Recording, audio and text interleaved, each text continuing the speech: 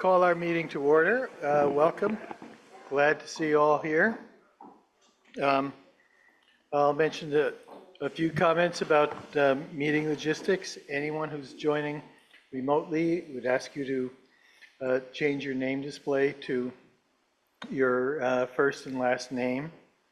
And when you speak, again, we ask you to start by stating your name and where you live. We ask you to keep your comments or questions to 3 minutes. And if you're speaking about a specific agenda item, we ask you to keep your comments germane to that topic. Anyone who wishes to speak must be called on by the mayor. You may make a statement or ask questions, but it's not an opportunity for back and forth across the table. And anyone who speaks out of turn, discusses non-germane topics, goes on too long, may be interrupted and asked to adjust your comments or behavior. First topic is to approve the agenda. I assume the agenda is satisfactory to the members of the council, and so we'll consider it approved. Next, we have general business and appearances. This is an opportunity for any member of the public to address the council on any topic that is not on tonight's agenda. And we limit comments to 5 minutes, and we will start to see if there's anyone in the room who'd like to be heard. Steve.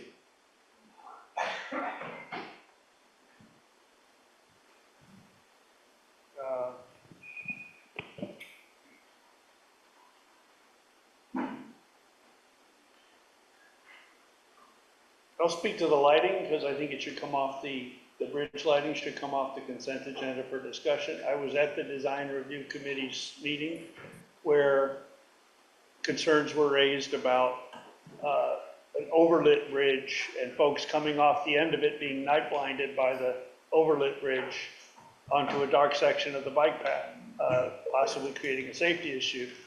Steve Everett candidly mentioned that the dark places where you used to be able to take a pee absent public restrooms will now be super lit by these bridges, further exacerbating the restroom problem.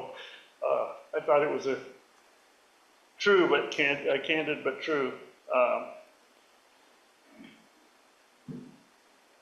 Note how that the trellis, supposed high, 5-foot high trellis, 5-foot high extension off the existing rails, trellis is to be attached to the bridge, hasn't been reviewed by Public Works. You know, are we going to weld it? Are they going to just be relying on nylon ties? What method are we using? I think that something as dramatic as putting a huge lit trellis over top of a bridge that was already reviewed and permitted for aesthetics and view impacts shouldn't be recklessly done on a consent agenda. That is, if you're so those are, I'm not going to speak now to the Turtle Island, but generally Country Club Road interim uses require more consideration and planning than we have exhibited. Y'all have basically turned the whole thing over to whatever Mike Miller wants, and he's heading us for a train wreck. But if we have removed the coring and from the contract with VHB in order to save money on the last round, but that coring still needs to be done to determine what size of buildings can be grounded where on that property. And if water and sewer have to go in and blasting has to happen, that needs to be thought of ahead of time before we're traumatizing children with bombs, you know, shaking the ground that they're trying to play on. The pesticide issue that I raised at Country Club Road, the brownfield poisons that are there have not been addressed. I don't know if they're addressed in the lease. The lease wasn't in the packet. I think it's premature for y'all to be voting to approve a lease that wasn't prepared last Friday in the packet in time for scrutiny. There's no electronic copy available for me to use tools to try to study it quickly here. But just in process and fairness, you should not insert something as complex as that into the agenda at this late date and approve it on the same night.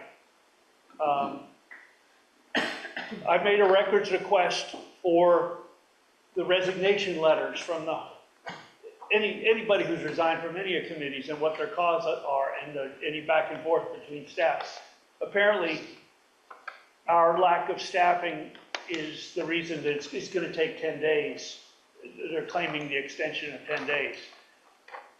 The fact that people aren't trained in public records law or that our files are not organized is not unusual circumstances that merit a 10-day extension. Those 10-day extensions are for unusual circumstances, and these are usual circumstances. Those records are required to be produced in 3 days. So the fact that you're overlooking these things, no matter how many times I bring them up, you become, complicit, or the staff starts to think, oh, council will give us a free pass, we can ignore these obligations, and for a lawyer who, you've got a higher onus on you to adhere to this. So I'll stop there. Thank you. Is there anybody else in the room who'd like to be recognized? Seeing nobody, is there anyone online? Oh, Zach Hughes. Thank you. Just a second, Mr. Mayor.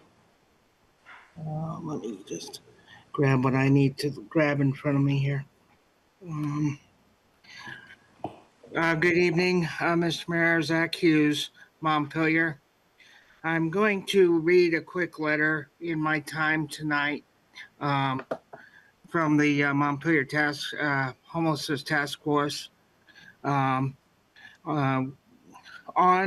June 30th, Governor Scott's Executive Order 0325 will expire. The order allowed most vulnerable households in Vermont to remain in hotel shelter, even if they used up their 80-day eligibility. This includes families with infants, children, people with complicated medical needs, people who require oxygen, people in wheelchairs, people who are bedbound. These are individuals who would not survive outside. When this order expires, we will see our most vulnerable residents evicted to the streets to try to survive on their own. In the Barrie district alone, this includes about 158 adults and 34 children. The state had ample time to support these vulnerable, medical, fragile individuals and families moving into alternative, safe, affordable, or appropriate housing. It appears this did not happen, and these individuals will once again be without shelter on the street of Montpelier and other towns in the area. As members of the Montpelier Homelessness Task Force, we are extremely concerned what will happen to these individuals who are our neighbors and some of whom are residents of the city. While it was the state that was tasked with providing support needed to identify alternative housing, since that did not happen, it is now incumbent on the city to find even temporary alternative housing to avert what is sure to be a medically dangerous medically dangerous situation for many of these individuals. We ask the city to do whatever is needed to address this emergency before it becomes a non-preventable one. Thank you very much. And I also want to take a moment and wish Bill Frazier thank you for his 30 years of service. Have a good evening. Thank you. Thanks, Zach. Anybody else on the line? Jack? Oh, Tim German, is that you? yes, it is. All right. Hi, my name is Tim German. I'm from that eastern part of Montpelier that you all jettisoned in 1848, East Montpelier. But I'm coming to you tonight to invite you to the 200th anniversary of General Lafayette's visit to Montpelier. And that happened on June 28th in 1825. And we will be reenacting some of the words that were spoken. This was, at the time, the largest thing that ever happened in Vermont. Came in through Windsor, went all the way up to Burlington.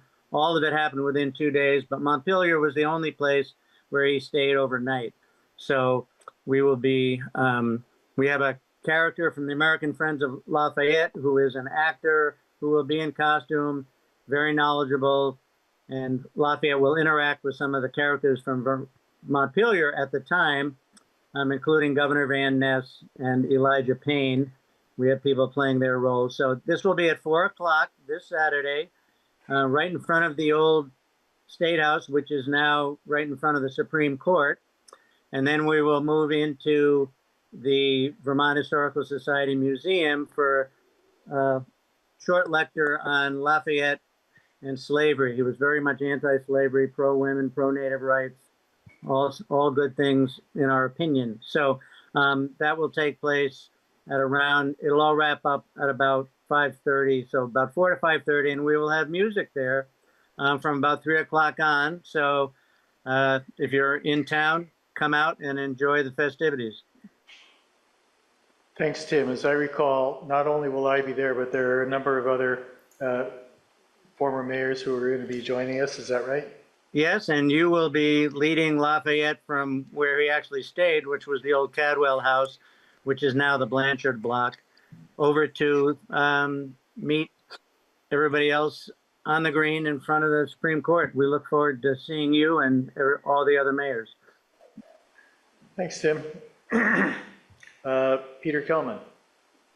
Peter Kelman, Mountain View Street, District 3.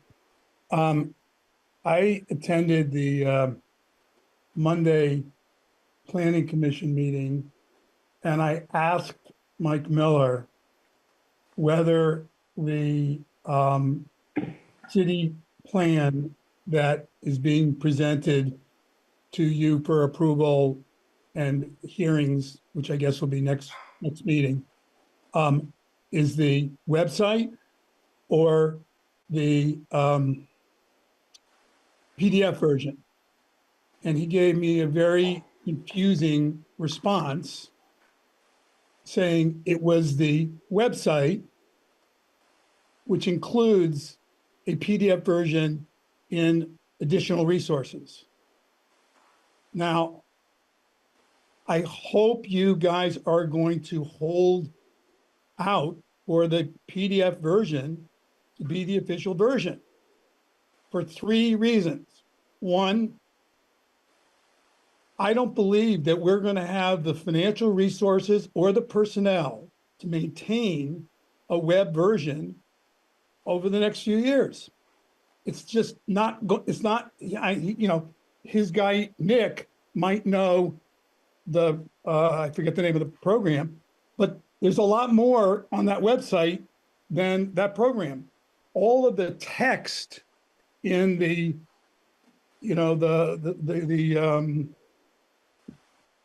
whatever he calls it, the narrative stuff that was put in there by the consultants that are no longer, the SE group that are no longer a part of it, that's not something that I think Nick is going to be able to go in and fix and change if things change.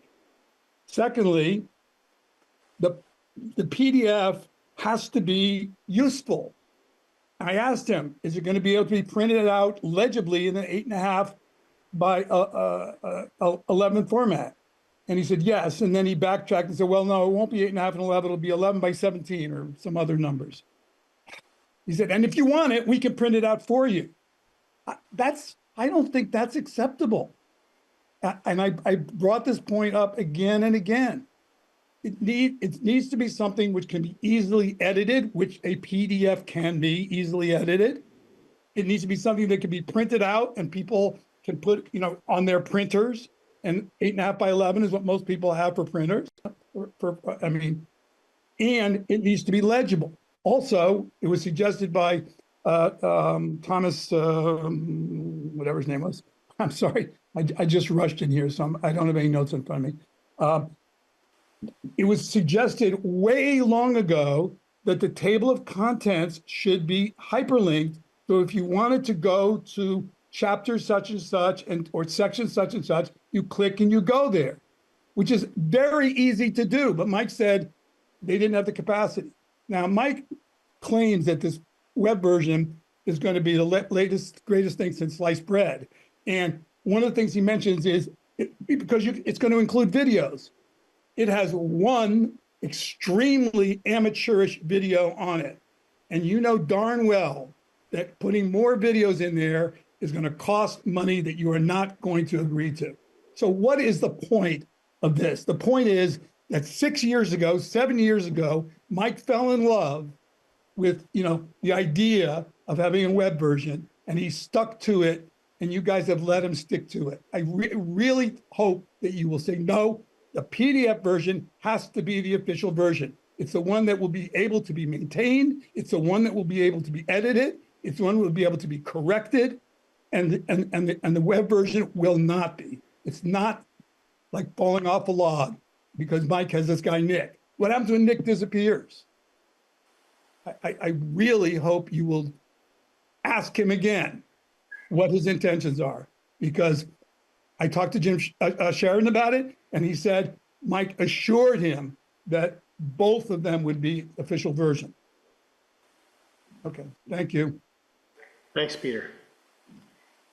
Is there anyone else online who would like to be recognized? And nobody else in the room, so we'll move on to the next item on our agenda, which is the consent agenda. We are taking items E and G off the consent agenda. And with that, is there a motion to? I just got a quick question on D. Okay. We'll take items D, E, and G off the consent agenda and I'll move the rest of it. okay, is there a second?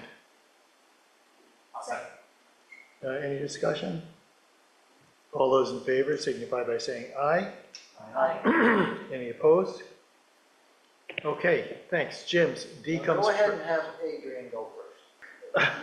I was just going to do them in order. Okay. all So right. D comes first. Okay. I just have I don't know if there's somebody here from the lighting department that knows about that. I just was wondering if the lights prove to be blinding, are there levels that, like it can be turned down a bit? That's all. That's my question. So I don't know if there's anybody here that can answer that. But. Do you know I'm not asking you, Steve. Anyone from administration? Kurt, you're here. Kurt Monica, Director of Public Works. So, I don't believe that there's like a dimmable setting on the lights. These are LED lights, and the final selection of the brightness of the intensity of the bulbs hasn't been selected. So we certainly can work with Montpelier Live's contractor to make sure that they're not Thank you, Kurt. overwhelming. Thank you. Thanks, Kurt. With that, do you move the approval of item D? I do.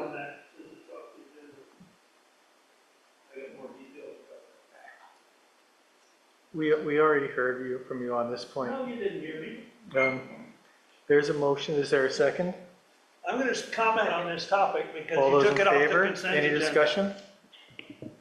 I'm All going those to in comment on favor this. signify by Jack, saying you're aye. violating your own policy. Any opposed? Jack, Okay, item D is approved. Moving to I'm item going to speak E. to the lighting on the bridge. You're out It of blocks, order. no, you're out of You're order. out of order. It blocks the view of the State House. You Okay. haven't considered this. It did not meet design review's approval. And every time we call in our lighting contractor for the bike path, it's Folks, $1,800 daily. We're going to take a recess. You need to hear me out on this topic. You took it off the consent agenda. It's open for public comment. We're back in session. We're moving now to item E on the consent agenda, the DPW union contract. Jim, that's also you. Yep. First of all, for those of you who don't know, I sat on the DPW negotiating team as a member, as a city council representative member with the rest of the team. I never missed a meeting, and now that we have settled, I would like to make a report on what I saw. And there's two reasons why I wanted to sit on it. One is I wanted to make sure it was fair to the people and to the employees. I like a balance. And I think it really was, first of all. The other reason I sit on it is I wanted to be the eyes of the council so I can give a report to my fellow councilors as someone who's seeing it through the eyes of a counselor.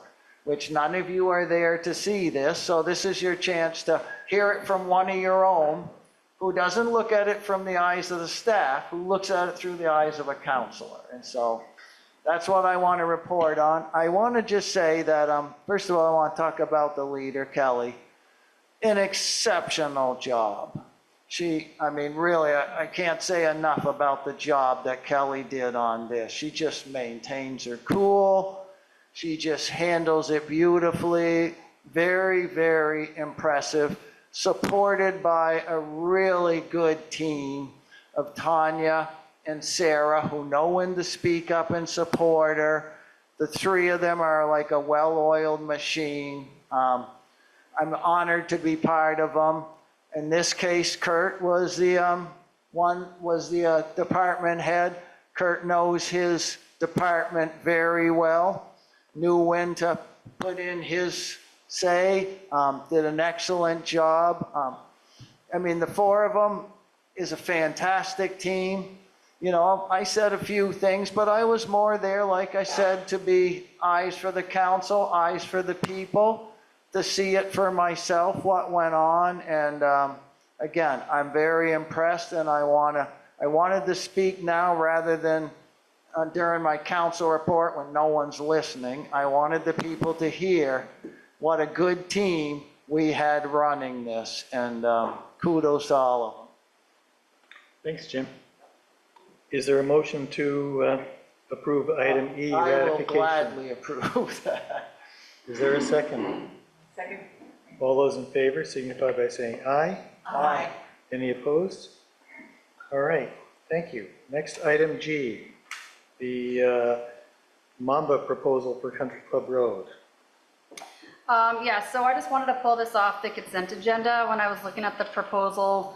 Thank you, Mamba, for putting that together. It was very detailed and informative to showcase what you'd like to put up at the Country Club Road property. The one question I just wanted to double check, because they used Concept A map in the proposal, and on the east side, I don't know if I got that direction correct, but on the right side, where it's the recreation land, and at the top, we originally had townhomes, and there was like a natural area, but in the revised plan, there's also the recreation area up there, but we also added a medium density housing, and so I think there was overlap in their proposal, so I just wanted to understand, you know, is there an overlap? Is there a conflict in our updated plan, and what the next steps would be for that pump track?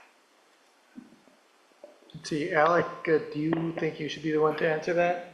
Yeah, I probably would be best suited to answer that. Thanks for bringing it up. Alec Ellsworth, Parks Director. There are folks from Mamba here too, but I'll answer just from the staff's perspective and not speak for them. There, you know, the blobs on the map. Is there a more official name we're calling them than blobs? I don't know. The development area. Yes. You know, I guess, yeah, they're two things. One is, you know, those are, as we discussed, like purposely vaguely drawn. So, you know, as is like, I think there's a specific place that the pump track would like to land, or, you know, that Mamba would like to land it. And it's kind of like in between, it's like right on the edge of the recreation zone, and then the like undesignated space, and then like the nearest edge of that development area. So, you know, I'd say it's not like squarely in the middle of a place we'd like to develop, which makes me feel better about it. Two is, you know, baked into this proposal is the understanding that this infrastructure would have to move if, you know, if the area that it occupied ended up being developed for housing. So that's been our understanding from the beginning. When we did our staff review initially, when Josh was still on, he brought this up, you know, that was like, oh, well, we have been discussing some, you know, some housing on that east forested parcel. And so that was known to us. And I think it's sort of in the spirit of like, you're taking advantage of the, you know, property while it's there in advance of, you know, the housing going in. And if it can be worked around, then great. And if it has to move, that's fine. Trails can move, and pump tracks are just piles of dirt. You know, some people rearrange their pump track every few years to make it more interesting and different. And then I guess my third point would be just where, you know, that housing is sort of on like one of the more further flung bits of housing. And so it would be like in the later stages of our development. So I think we're a couple steps away from developing that area of housing. So that would just give us a longer time window that it wouldn't be a potential conflict. Thanks, Alec. Is there anyone else from the Mamba who wants to clarify this? Okay. You satisfied, Adrian? Yeah, no, I think that's good. Okay. I know I'll add too, I did reach out to them and ask them to make a map with the new new map, and they did. You know, it was obviously not in time for the meeting packet, but we can share that with you after the meeting. So thanks to the folks who put that together so quickly. Thanks, Alec. Peter? Peter Kalman, Mountain View Street. I just have an equity question, concern. Mountain biking is a relatively expensive activity, much more expensive, I believe, than skateboarding. Has there been any thought given to having a skateboarding facility up there? Something that more kids from families that aren't as well heeled could do similar things, but with skateboards? I can answer that if that's helpful. Thanks, Peter, for your question. I think in this case, you know, this is a proposal brought forward by a community group that supports this activity. And so we don't have a proposal on the table from a skateboarding group, although I'm sure that, you know, as staff, we would entertain that if somebody came forward and was willing to fund it and maintain it. You know, that's the deal with this pump track is it's, you know, basically there's no staff lift. It's just, you know, Mamba is proposing to do this and we're proposing to provide the space.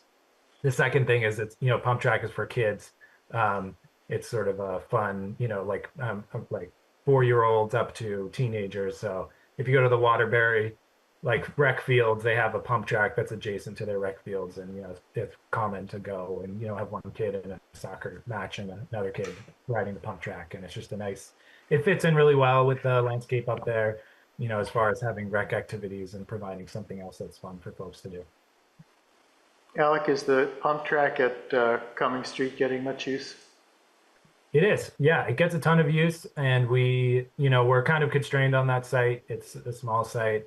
But, you know, I think the best example of the way it gets used is we had a whole summer camp spring up based off of that pump track, the Time to Ride folks starting last summer, maybe the summer before, you know, ran weeks and weeks of summer camp, and their home base was the pump track. So they would use it for hours at a time, including the trails. Cool.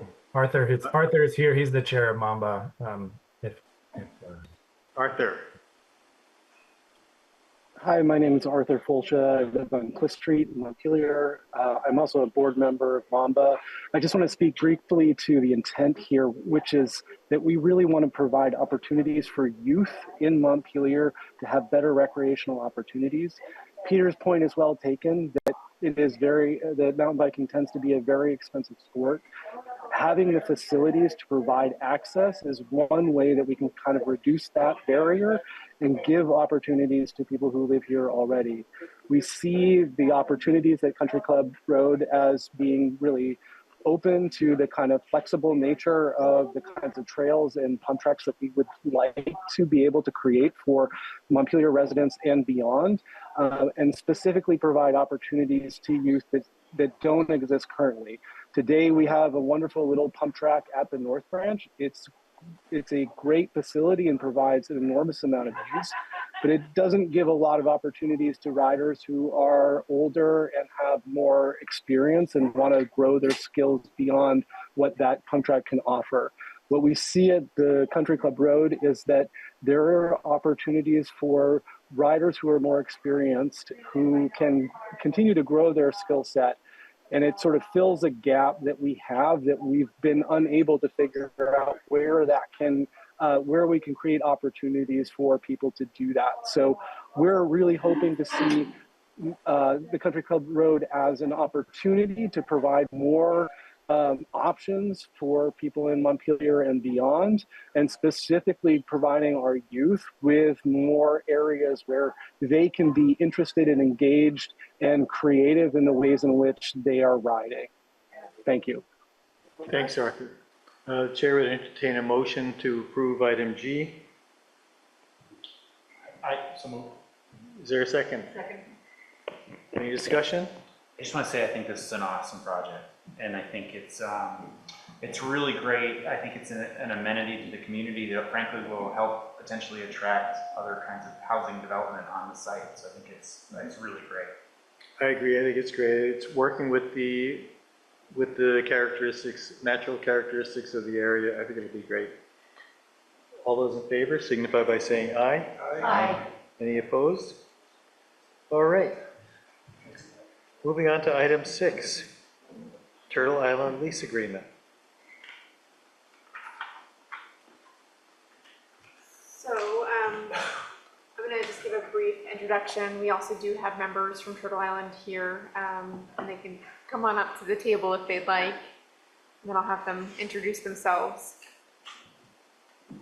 And so on your tables in front of you, there is a pretty close to final draft agreement. There are a few pieces that we're still kind of working out.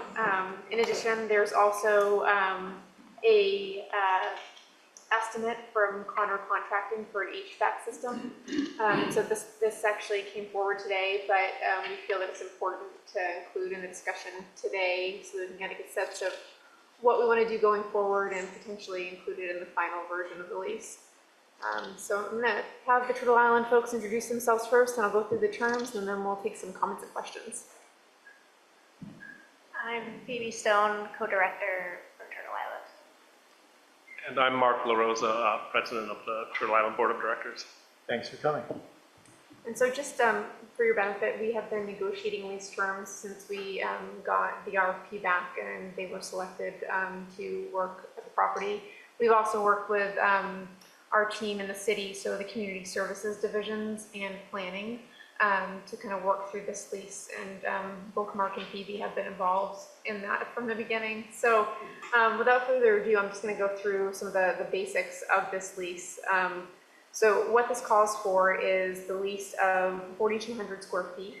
That 4,200 square feet will be renovated by Turtle Island. And there's some pretty intensive renovations that will need to happen. But for this base lease, it's 4,200 square feet. For the term, what we're seeking at this point would be a 10-year term. There are also provisions within this Section 2 that would allow for an additional 5-year term. But if the council will consider, Turtle Island would like to be considered for up to 20 years total. And the reason for that is the loan that they would need to take on the renovations is for 20 years. And so they just want to make sure that they would have access to that space. There are requirements within this language to review the rental agreement in terms of cost associated in the 6th year. So we would negotiate that then. The other pieces that are in here as we move into Section 3 are identified as just sort of the costs associated. They are looking for a break in the lease cost for the first year as they get up and running. I want to talk a little bit more about that as it relates to the HVAC system and the investments in the building that we'll need to do as a city. So you can kind of see how that rent is broken down. This also includes some common or playscape area, which is identified in the exhibits. This also does take into account as rent utilities. And so it's $2.30 per square foot or $9,660 per year. This is based on their current space. We don't have a real estimate on that building with the square footage for all of the utilities. And so what we would be doing is we would be looking at the utilities going forward in the first year just to see, how that goes. So we'd be doing a true up. The other piece here highlighted in blue that I wanted to indicate is that we would be looking to potentially switch over the utilities completely to them. The goal is for the utilities to be net neutral. So as we work through this, we'd be looking to transition that as soon as we can, but we'd also be looking for energy efficiency projects as we move along. And then towards the end of this section, there's language that allows for improvements to infrastructure. And so the Connor item that's on your tables is associated with upgrading the HVAC system from what is currently there. We have had staff on site with Connor contracting to take a look at that, and I feel like at this time it's really important for us to consider that as part of this renovation. And so that would be considered sort of the city's, within the city's purview. And so what we would be looking to do is potentially have a reduction in rent to cover that cost. And so I'll get into that a little bit once I've gone through the rest of the terms, but I just wanted to kind of put that forward because that's a new item that has come up that we want to discuss before we finalize things. So Turtle Island would be looking for early access to the building. So at the signing of this lease, then they would get in there and start to do their renovations. They've already been in the building with their contractor to review what's needed, but then this would really touch off that renovation project. One of the other key pieces here, there's a clause in here for right of first refusal. So this indicates the woodworker space, but I also will note that there's maybe potential for additional space at this location. In the terms prior, there's also some reference, it's $2,100 annually for the dirt lot that they've proposed. And so there's some options there, like potentially yurts or expanding their program on that site or maybe within the existing building. So I just want to also put that kind of on the table. That's not expressed here in this lease, but I just wanted to let you know that might be a future ask. We're still vetting that internally. Then just moving along down the line here, another item just to consider is this lease does accommodate 30 parking spaces and does sign 14 of those parking spaces for very specific use between 8 a.m. and 9 a.m. and then 3 p.m. and 4 p.m. The next section just really identifies the repair and care of the building. Section 12 identifies alterations and improvements, along with 13 and 14 for permits and site plans and signs, and so we're all squared away there. And then the utilities have been addressed in section 3, and then a lot of this other language is boilerplate. But what I do want to highlight as something that we're still working through is the insurance and the addendum. And so we're just looking at those coverage limits just to make sure we're in alignment. We typically have a pretty standard coverage limit. We're working to just make sure that that is what we should put forward. Our insurer did recommend that we maybe enhance that. And so we're working with Turtle Island to sort of sort what that level looks like. This is at the enhanced level currently as drafted, but there may be, depending on where we arrive between the two insurers, an agreement that may look a little different, but certainly maybe above what we would typically ask just based on the use of that space. So those are the terms in a nutshell. And before I kind of turn it over to Phoebe and Mark to offer comments, I do want to turn your attention to the Connor sheet here. So here, this is a budget or an estimate, sort of identifying what would be needed for the HVAC system. And so what Turtle Island would be looking for consideration is that they would do this work as part of their renovation. And what we would do is give them a reduction in their rent. And so some of what we've talked about is that it would be $2,000 per month reduction, so $24,000 per year until they reach this $100,000. So the city would not need to pay for this cost, and we would get sort of the upgrade to the HVAC, and they would get the benefit of the utilization, and it could happen now. So just open for consideration. And with that, I'm going to turn it over to Phoebe and Mark for any other comments associated with the lease or just comments in general. Thanks, Kelly. The first thing I would like to say is thank you, Kelly, for Could you try to keep your voice up to? Oh, sorry. for everyone to I would hear? like to thank Kelly and everybody in the city for how hard we have all worked on getting this to happen, and the city council for allowing this to happen and for it to happen in pretty fast order. We did receive a very tight deadline to move out of our current location, that therefore the firm deadline where we were trying to get this lease finished. So we do appreciate, you know, your patience and your help, and we've been meeting twice a week with Kelly and friends, and it has been a great working group. I'm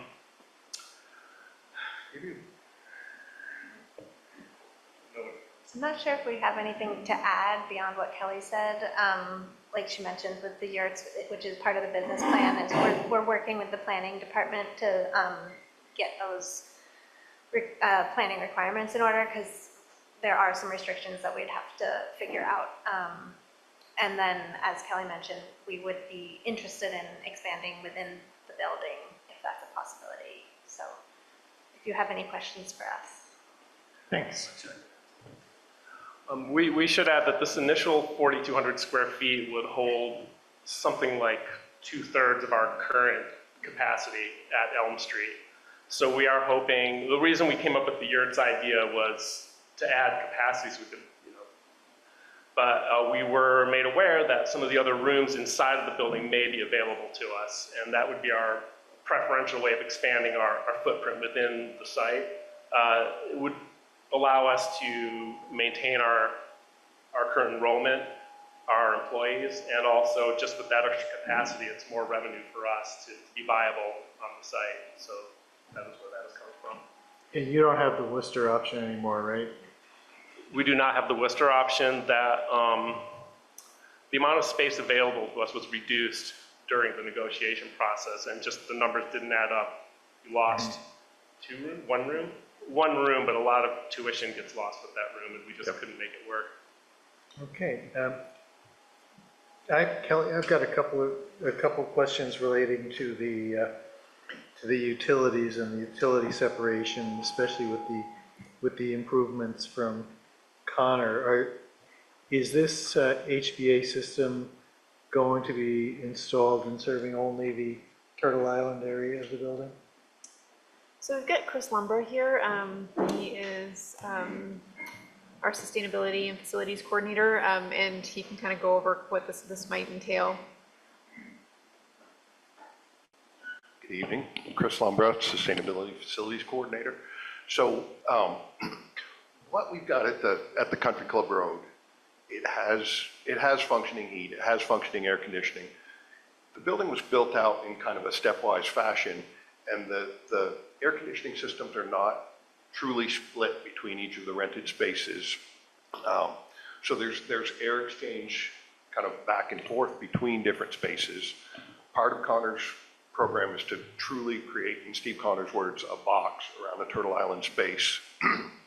And doing that there will be one portion of that used to be heated from other parts of the building that won't have heat in it. And what they're proposing is adding, I'll back up one step. The building is currently heated with rooftop mounted package units that contain propane furnaces and electrically powered air conditioning. And it's ducted down through the roof and ceiling mounted louvers throughout the building to provide supply and return. And Connors is proposing adding a third unit on top of the two that serve the portion of the building they're going to use. And it will be a new generation hybrid unit that it's a heat pump for heating down to about 20 degrees when the efficiency of these units really drops off. Their capacity goes down, and at that point it would switch over to propane. So it basically has built-in backup propane, but down to 20 degrees you get the benefits of not burning fossil fuel and increased efficiency and lower operating costs. Also, really, Connor's partnered with a really excellent mechanical engineer, a gentleman named Jeremiah Trombley, and his focus is efficiency and air quality. And the other thing about the building is, given the age of the building, it's got really deep cavities above the ceiling, and it's got dust dust and whatever else up there from the last 40 years. That will all be sealed off, and Jeremiah is really going to have a keen eye towards addressing, providing top quality air quality for these kids. I mean, like, what else would you want for a child care program? So it's, and the $100,000 price tag with inflation, construction costs now, you can't do anything for less than that. I'm really confident that Connor Construction and their design team are really being wise with both Turtle Island's money and the city's money in this recommendation. And that said, I editorialized on Turtle Island for just a second, if you'd hear me out. Both my children are alumni of Turtle Island, and they have just these lasting friendships from Turtle Island. It's a top quality program. I think everybody in the room knows that. I have friends from 20 years ago that I met at Turtle Island that are just really dear people to me, and it's a really great community building facility or program on top of the child care it provides. And as I've kind of processed this, I've worked closely with the team here, and as I process this, it just seems like such a perfect fit for the long-term plan for this property. When you think about, you'll have apartments up there and starter housing for people, young families having children, and to have a program of this quality on site for those people is just, it's really an amazing opportunity. I'm really glad it's fallen in our lap. Thanks, Chris. Another question about the utilities and the separation of the utilities. Is the building on one electric meter now, and is that going to be split up as part of it? No, there's several electric meters, and Connor's, they're going to work to separate the electrical for Turtle Island, and as we build out other portions of the building, we'll keep trying to keep that methodology. Yeah. There's separate gas meters as well for the existing propane furnaces on the roof, and so it seems like it's going to be pretty easy to separate utilities, so that maybe for the first year or so we'll be doing the monthly rent payment to capture utility costs, but hopefully from then on it will be Turtle Island paying their own utilities, and again, you know, the hybrid rooftop unit will help reduce their operating costs, and they don't have any money to spare, do you? Thanks. Anyone else have anyone on the council have questions? Can I add one thing about the existing system? One thing that was pointed out by Sean Goodell, the assistant fire marshal, was that the current system has flex ducting, which is not to code, so that would all need to be replaced regardless, and so this would just be a better way to replace that. Thanks. Yeah.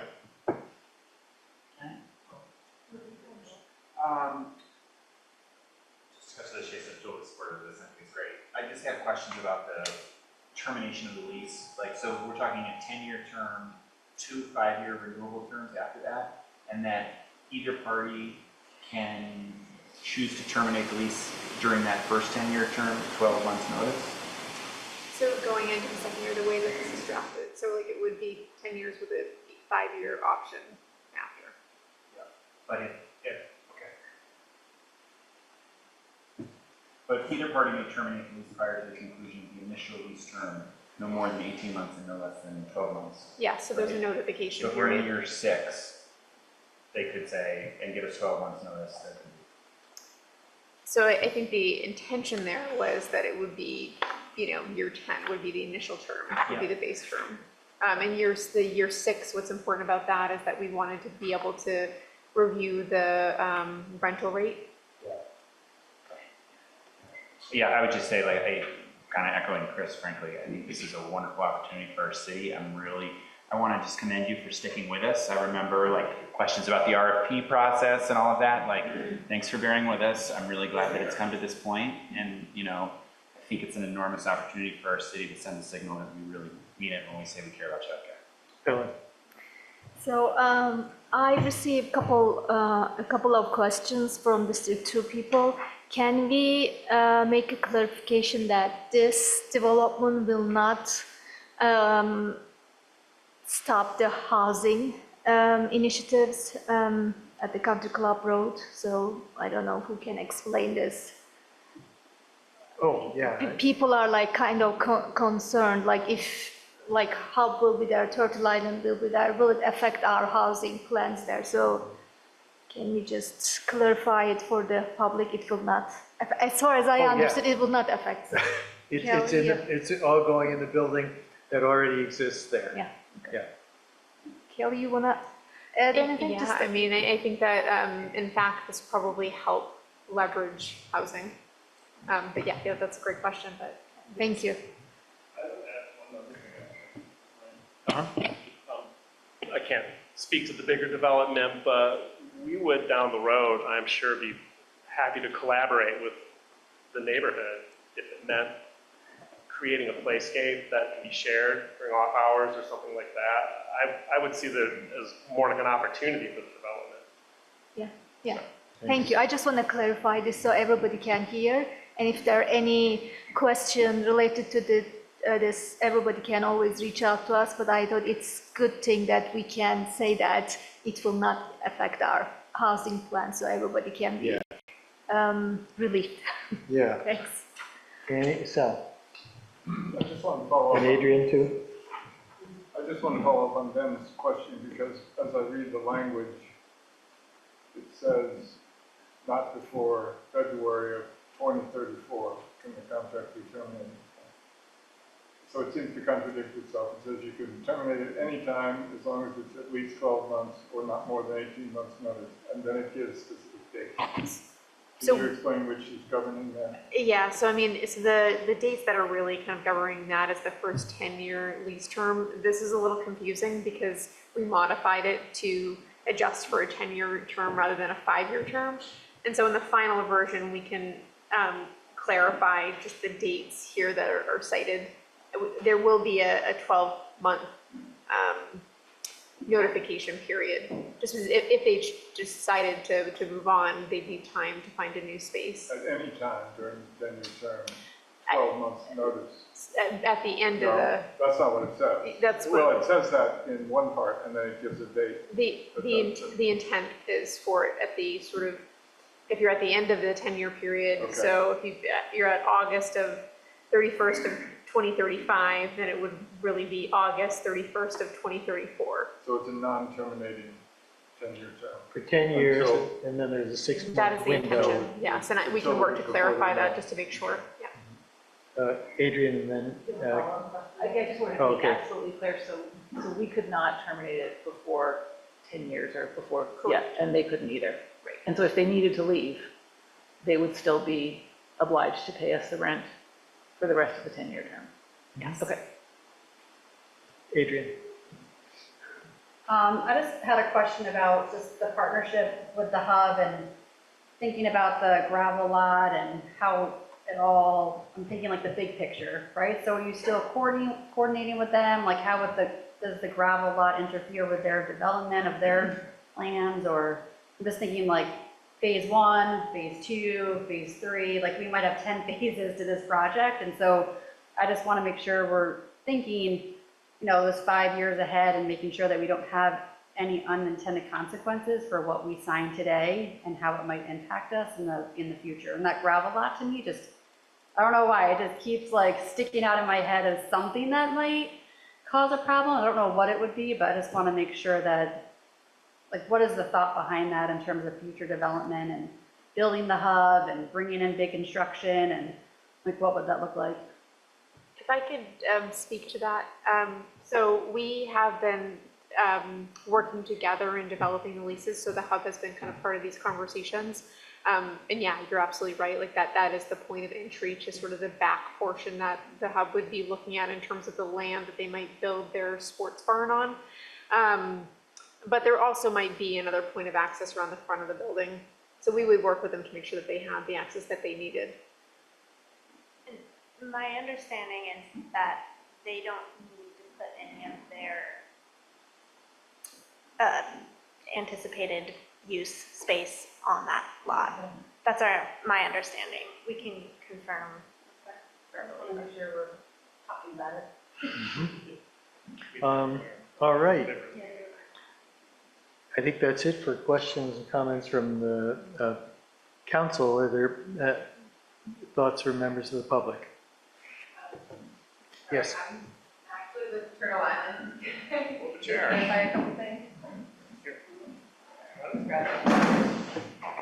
Hi, sorry, I'm Becca Gentile. I'm on the board of directors for Turtle Island. I'm the treasurer, so I've been working really closely with Phoebe on the number side of things for a long time.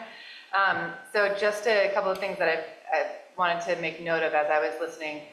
With the questions about the lease renewal and the lease term and everything, I think are great questions.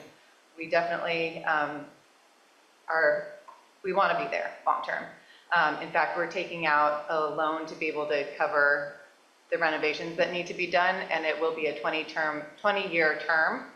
So ideally, we would like to have right of first refusal for the first 2 5-year subsequent leasing periods after that. So since we are taking out a loan for 20 years, we would just like first right of refusal on renting that space for that 20-year period, since we will essentially be paying off money that we put into that space for those 20 years, just to make it financially justifiable on our side of things. We know that rent is going to have to be recalculated along the way and some of those things, but we just want we would love to have some reassurance that we're not going to just be kicked out after 10 years and still be trying to pay off that loan, if that makes sense. So just to put that out there, that would be a request from us. And then the other thing that I just wanted to mention was, the option of the yurts has come up, and the additional possibility of additional classroom space in the building. It is critical to our sustainability, our financial sustainability, that we be able to somehow add 2 classrooms. If we can't add them somehow in this first year, we will figure something out and hopefully survive, but it is, just to be quite frank with everyone, it is pretty essential to our bottom line that we have those 7 classrooms. So we would be scrambling to figure out either yurts if the indoor space isn't truly available, which is a very tight timeline. So I guess just to put that out there, that we will need to find something so that we can continue to survive, whether it's at Country Club Road or if something else magically falls into our lap, but that would be lovely. But just to be perfectly upfront that in terms of our long-term sustainability, we do need that extra tuition from those extra classrooms just to be able to make it in the future. So I just wanted to, I don't have a particular ask around that, just wanted to kind of put that out there that we will be kind of scrambling to find those extra spaces at some point. Can I ask a question, like those 2 extra classrooms, whether they're in the building in extra space or through the yurts, that would bring you up to 100% of where you are right now? And then have you done any kind of calculations of like how much space or how many students you could actually, is there a ceiling on the number of students that you could have?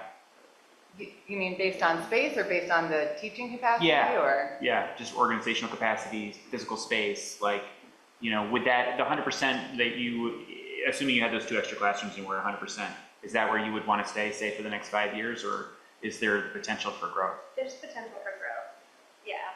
We're licensed up to 90 students right now, right?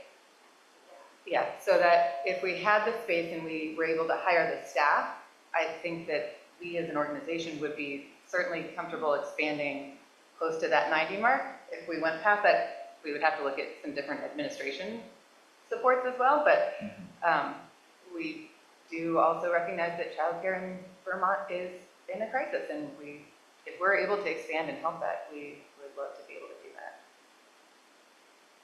Yeah, I don't know the details, probably we will talk about this, but I think the reason we are talking about this issue because your plans have changed. When you come to us with a proposal, it was like 30 or 40 kids maximum. So all the spaces, the building, everything was planned according to your proposal with the 40 kids. So I am sure that city staff is really flexible, trying to help you. But it might take some time, right, to find, because we plan everything based on the 40 kids. I don't know what you call Yeah, students, absolutely. yeah, that number. And we have been speaking with Kelly and the team. Okay, yeah. Throughout the process about this, yeah. So, I'm just curious what the square footage of those 2 extra classrooms that you need, the total square footage is. I might have missed it. But it's in the document. At a minimum, 2 classrooms would probably, we would need at least 1,500 square feet Combined. combined. Yeah, like 750 each would be kind of our minimum, hopefully. And yeah, If we had more space than that, it would allow us to have more children. And there also is amount of teacher planning space that's required by licensing for the certain amount of teachers. So we also need to make sure that we're meeting that licensing requirement. It needs to be 2 separate spaces or? so you're asking if the 2 additional classrooms need to be in a different space? Is that what you're asking? Does each classroom need to be in its own space when you add it? Well, like, so, meaning like separate rooms, but in the same building? Is that what you're asking? I'm sorry, I'm confused by your question. What I'm asking is either way, does it need to be separate buildings or separate rooms within the same building? Or can it be either one? It can be either one. You've mentioned yurts. Yeah, so we're looking separate. at different ways to. Yurts plural was, I assume Yeah. it's 2, 1 for each. Yeah. You need some sort of connection to the existing building, or whether it's So self-sufficient? that's something that we've been talking with planning about, because right now the zoning for that area has a 24-foot minimum height requirement. And so we've been discussing with them ways that we could accommodate that, and it's not simple. To be frank, the yurt plan, before we got the renovation estimate, we were thinking we would be able to have the financial capacity to do that, but at this point, it doesn't feel like that's a financially, it's not a real option for us given the renovation costs that we're looking at. And we're excited to do those renovations to make this space really amazing. There is some space in the building that would be simple to move into with minimal renovation costs, but we have to discuss with the city team to make sure that that space is Is that the actually. woodworking space? No, that different space would take some effort to Yeah. get up to code. So just to follow up, of the space that might come available in the existing building, does it need to be contiguous to your space? Ideally it would be, and we've looked at ways to connect them, but it doesn't have to be. Okay. Good. Yeah. Thank you. And just one other thing, in this first year, if we were able to access that space that would be simple to move into, we could make it through the first year with a 6 classroom model and then expand into 7 the following year when we have time to apply for grants. And Sal, the additional space that they're talking about looking at is very easily connectable to the space that they're planning to build out already. Okay, thanks. Carrie. Yeah, so I'm all for this, I really want it to happen. And I also want to make sure we're getting into something that's going to work long-term for all of us. So I think I'm hearing you say that in order to be able to survive financially, you need 7 classrooms. And this lease is for 5. And so what if we don't rent you the other 2 classrooms? And now you're in a 10-year lease for 5 classrooms that you can't sustain. Becca may have better things to say, but one of the things that is driving us toward those 7 classrooms is that we don't want to reduce our programming. Oh, yeah, no, I think I would be great, but Yeah, if we could potentially make it financially sustainable, but we would have to let teachers and other staff go. And so we don't want to do that. We would like to continue to grow and expand, and Becca may have more Yeah, it would be a blow to our programming because we would have like no subs, nobody to cover. So when teachers were sick, we would have to close classrooms, which is very hard for working parents, et cetera. We would have to fire at least 10 staff, possibly more. So it would be a big blow, and it would make operations tricky. But so if, for example, if we sign the lease for these 5 classrooms and the additional space at Country Club Road does not become available to us, we would continue looking for other spaces around the area. We've looked at, I don't know how many properties have you guys looked at? A lot, but there are, we would look at anywhere else that we could rent in the area. We would try to fundraise and get grants to look at, we could buy some land and build yurts. We're exhausting all of our options, and we would continue to do that. And we do have, the property that we own that we can use as collateral, that we can sell if we need to, so that we would be able to continue to pay our bills while we figure things out. It would just be very tough. Keep going. So would you wait 10 years to find another place? No. So, but No. then you would be obligated to continue to pay us rent. Yep, and so if we had to, And we you would, pay in 2 places? if we could add enough additional classrooms at another location, it would allow us Oh, I see. to do that, Not because we would moving be. entirely, but I see. Yes, Having yes, a yes, second yes, to location. having a second location, yes. Okay. That would get us the tuition we need to be able to cover the additional expenses. Thank you, yes. that's helpful. I just want to be clear that we're not getting ourselves we're not implicitly promising that those 2 spaces will be Are available to you. available. If we could do that, that would be great, and I would say, let's just put it in the lease right now and just do it from the get-go. But if we can't, then we can't. So, but we can't promise that We if do that. we understand that. And I also just want to say that, again, we have been working with the planning department, and so if those classrooms weren't available, we would get by somehow this year, and then we would gather grant money or funding to put the yurt plan into place for next year. Or we would maybe do something amazing this year and get it done. Okay. Yeah, this is time for public comment on this, and Steve, your hand is up first.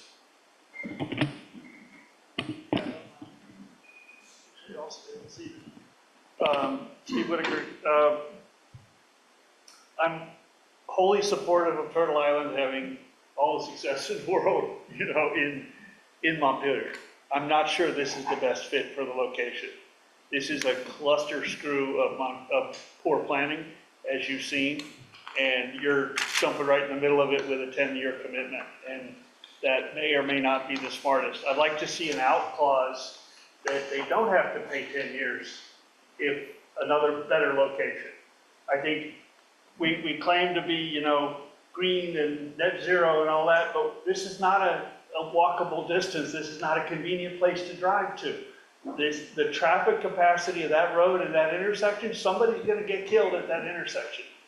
The city has refused to do the planning analysis of that road, and in effect, we're going to preclude housing. Palin asked a very legitimate question about, we can tell the public that this isn't going to interfere with our housing. You can tell them that. It's not going to be true, okay? The road capacity that we use up with childcare of peak trip generation is going to come directly out of the capacity that is allowed for housing up there. That constraint does not go away. The planning department can wish all it wants to coerce, a road through Sabins pasture. It just might not happen. And I would suggest that since they are wanting to develop in Sabins pasture, that would be a better place to think about. I would take a 2 or 3 year lease here to keep your momentum and work on getting something that's at a much better suitable location for people driving less and dropping off kids. That's a dangerous road, not a safe grade. It's got ravines, and it's an intersection and a railroad crossing that cannot support this traffic. this is really on y'all, because y'all have refused to do planning for Country Club Road and let Mike Miller, run this thing into a pretzel, But I can't figure out which is the best analogy. Charlie Chaplin, Keystone Cops, Abbott Costello, or the Three Stooges. But this is not the way to plan Country Club Road. Throw in Frisbee Golf, throw in a child care center with a 10-year, 20-year lease. This is not the way to do planning. So I've heard no one speak to the issues of this being a brownfield site, that there's poison there, that we do not know what the poisons are or what the potential drift or disturbing it with excavation, or if we have to do blasting to put sewer lines through there, how is that going to affect the kids, And the fact that we haven't talked about that stuff is just unconscionable. It's on y'all, Thanks, Steve. And you let everybody talk more than 5 minutes except me, so think about your ethics there, Mayor. Is there any other member of the public present in the room who would like to be heard on this topic? And Sweep it under the rug. anybody online? I'm not seeing any hands up, but I want to be sure I don't miss anybody.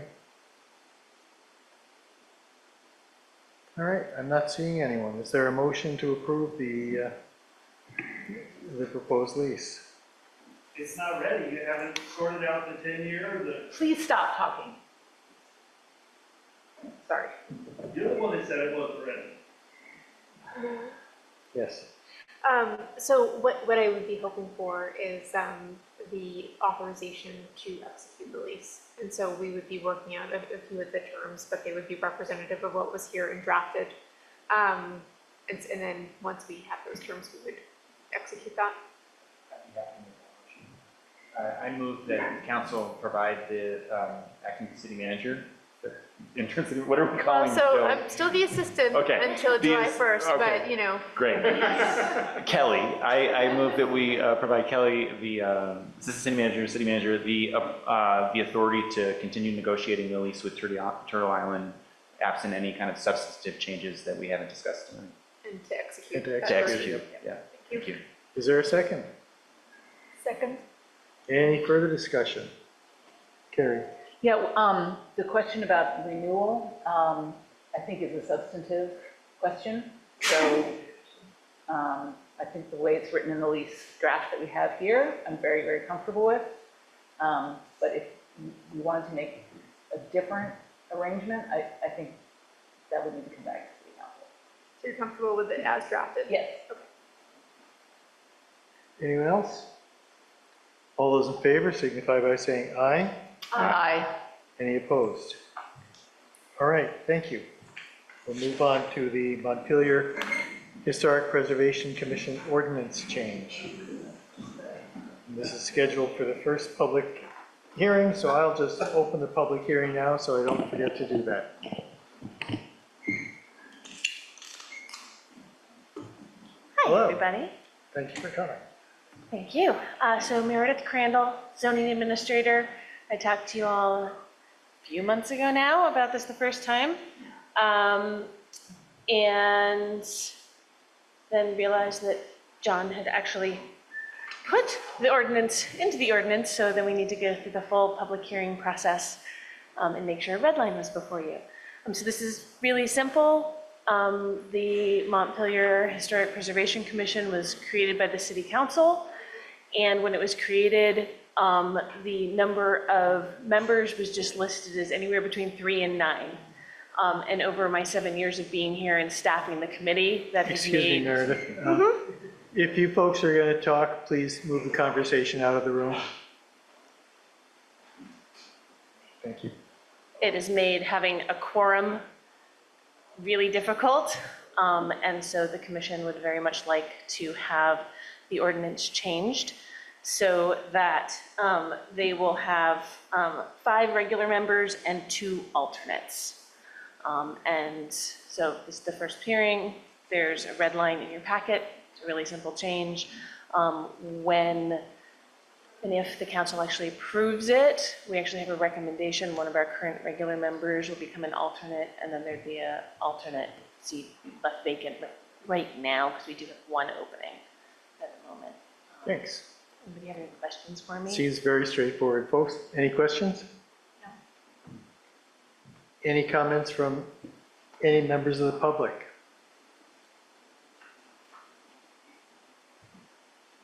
Again, I do not see any hands raised, so I will close the public hearing, and we need a motion to schedule this for a second public hearing. Is there a second? Second. And is there a timeline? Can it be as early as the July 9th? I don't think we have to do another notice. No, So I think as long as you say it here that it's going to be July 9th, it can be July 9th. Okay. July 9th? Sounds perfect. All right. Moved and seconded. All those in favor signify by saying aye. Aye. Any opposed? All right. Thank you. Thanks, Thank Mary. you very much. All right. Next up, item 8, Barry Street Recreation Path update.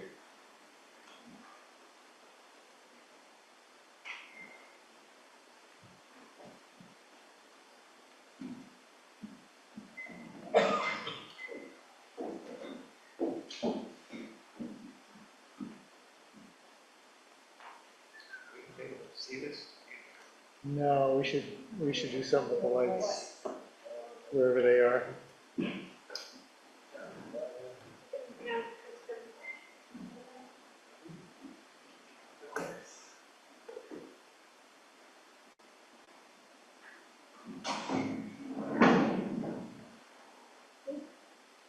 Thanks, Ben.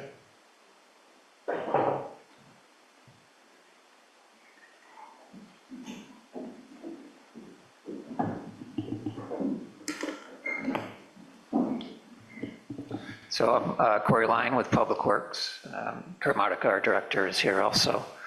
And we're going to discuss the Berry Street Recreation Path project. I want to, in hopes of not muddying the waters here, specifically here in the beginning, and staff recommendations relate to the actual construction of the path, but we are going to get into a couple of other projects at the end that are connected, and we'll talk about the impacts and how they all work together. To get our bearings, wow, it's really blurry. Highlighted yellow line that represents the existing Montpelier recreation path that actually extends out past this view to the east and the west boundaries, and then extends out beyond that and serves the region as part of the Cross Vermont Trail. And so the area we're talking about this evening is Berry Street from Main Street to just outside the window here across from the senior center.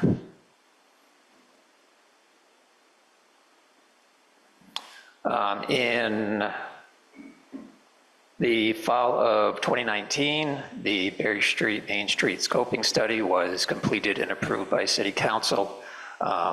This included short-term and long-term recommendations to complete the path on Berry Street, but it went beyond that. It actually talked about intersection improvements along Main Street, as well as corridor improvements as it relates to pedestrian and bicycle activity and connectivity.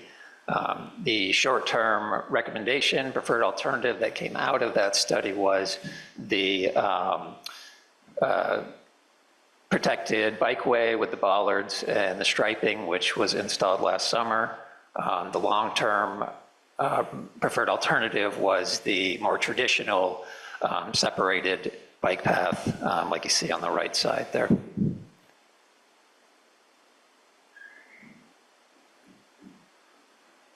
Progress and where we are right now. Like I said, fall of 2019, the scoping study was completed and approved. Spring of 21, the the city applied for and received the what's called a large project grant from the bicycle and pedestrian program from the state. And not shown in 2022, with the council's support, we hired the firm of Stantec to take us through the conceptual, preliminary, final design, obtain all permits and clearances, and take us through the federal process, which is where we are now. All designs have been reviewed by the state. All permits have been obtained, all clearances, environmental, historical, everything has been obtained from the state at this time. So that brings us to the present line and why we're here, which is, so the Bike and Ped state program, they have a few different categories that you apply for. One is scoping studies, which actually this scoping study was completed through this program.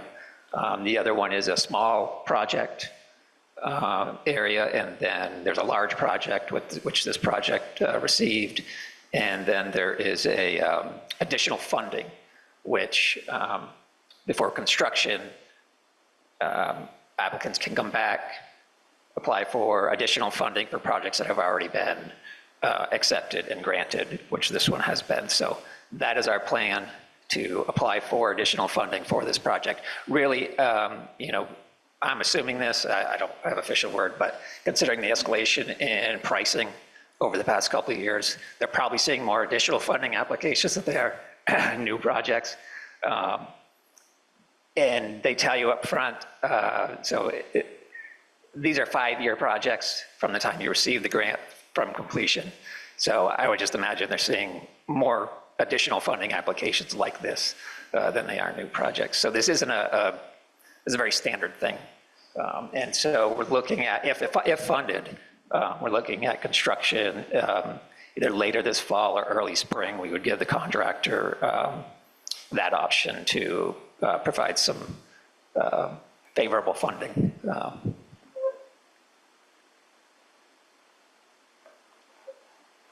And the funding, the original grant that we received in the amount of $305,000. So this is broken down. These grants are 80-20, which means the city is responsible for 20% of the total amount. So we have that broken down for you here. Expenditures to date, final, through the design process and permitting, $78K has been expended, and that leaves $227 remaining from the original grant. Final construction estimate is $413, which leaves the ask for this additional funding would be $185,000. Oh. And you expect that you'll be able to get the funding and start construction later this year? Yeah, we would have everything teed up, ready to go. Bid package, obviously we couldn't go out to bid until it was awarded. We anticipate we will get awarded this funding. V-Trans wants to use this money for projects, obviously, that are going to get constructed. So this is kind of a layup for them. It's a competitive grant program, but the 185 represents 2 to 3% of the total funding they handed out last year, and this one's ready to go. So it's it's a rubber stamp, but it's not a rubber stamp grant program. All right, thanks. Any questions from? I'm sorry, Mr. I hit the wrong button and it forwarded. I got a couple more here. Oh, right, sorry about that. I remember you mentioned that. We just want to talk a little bit about the design. So this is the recreation path would be located on the south side of Berry Street. Currently there are 13 metered spaces and 1 unmetered space on that side of the street. This path would take the place of those. It would not increase the footprint. If you picture where the back of the sidewalk is now, on one side and the back of the sidewalk on the other side, that would remain the same. So the back of the sidewalk on the south side now acts as the back of the path on the south side. There's a varied green strip that's going to vary between 4 and 2 feet. And then there's a 2 10-foot travel lanes, an 8-foot parking lane, and then the sidewalk on the north side remains as is. And I just wanted to mention, through our public outreach, there was some, something was brought, there's a couple of businesses that rely on large delivery vehicles and trucks. So the one thing I wanted to mention, the driveways here along this will meet the city's standard driveway design, which means there'll be radiuses, sweeps to accommodate turning movements in and out of those driveways, instead of just a straight path, which is, a straight shot, which is basically what you have here today. I want to make sure I mention that. Okay, so that was the path project. Let's get into just these other two here. So we have the signalization of the Berry Street intersection. That was also a recommendation from the same scoping study. I'm going to say 2021, it could be a year off though, the voters approved a bond to pay for that signalization. I think it was $500,000. That was the estimated cost through the conceptual design in the scoping study. And we have a third project, which is the reconstruction of the railroad crossing that is adjacent to that intersection.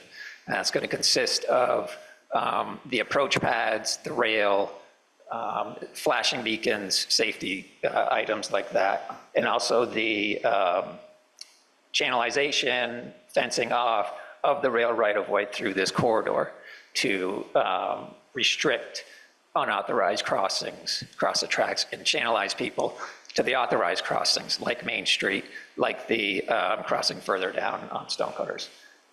So if you can picture how this is going to work, crossings from Stonecutter to Berry Street along those corridors is no longer going to be allowed. So that Berry Street corridor now accommodates all of those folks that would normally be crossing there. And then the signal also obviously accommodates all the crossing across Main Street. So the state is doing something to improve their safety, the railroad tracks. City is putting in infrastructure to accommodate those changes and the result of those changes.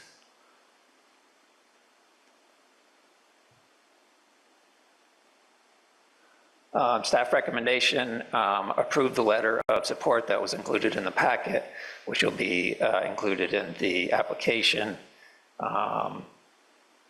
When receiving the funding, project will go out to bid and construction of the path, and then continue to work through the preliminary design of the signal and railroad crossing project, which so maybe I didn't. The intent is to combine the signalization and the railroad crossing into the same project under the state's umbrella, under the state's crossing project. So those will be bid together and constructed together because they interact with each other. There'll be detection devices along the tracks, which will interact with the beacons, which will interact with the traffic signal. So it makes sense to construct those all together. And right now they are looking at a construction of late in the season next year, or potentially the following spring.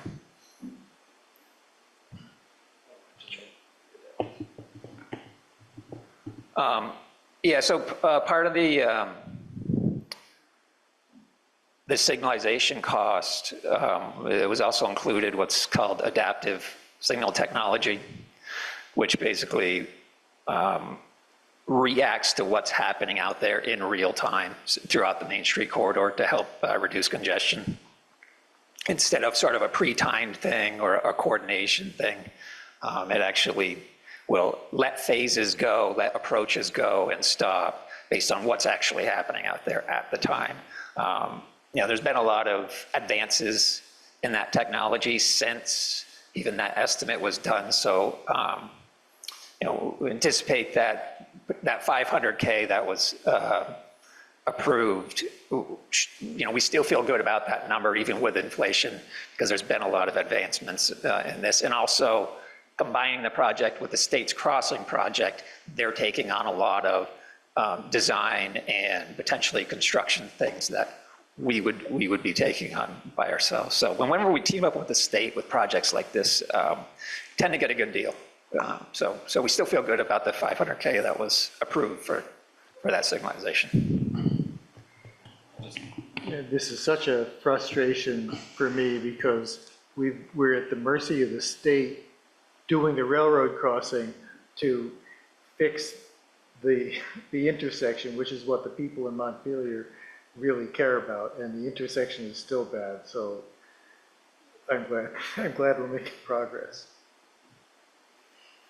Right, and just a couple of notes on that.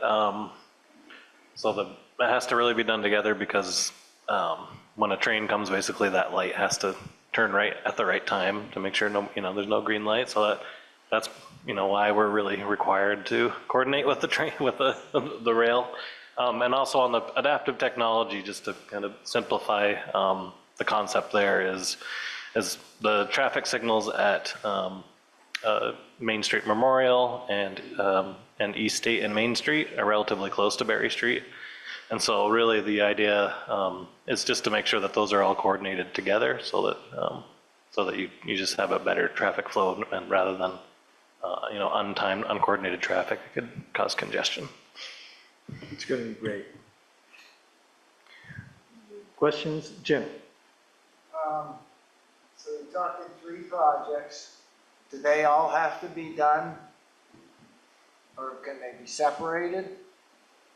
I mean, you said that these last 2 can't be, but, I mean, I think if I heard you right, you said 14 parking spaces?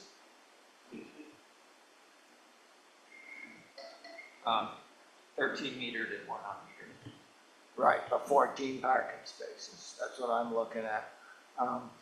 So can the other 2 go and that one not?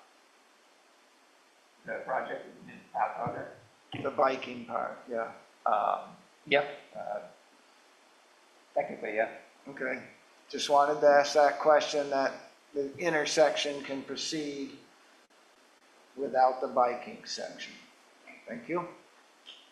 Can you talk though about the parking demand along Berry Street? You guys look into that?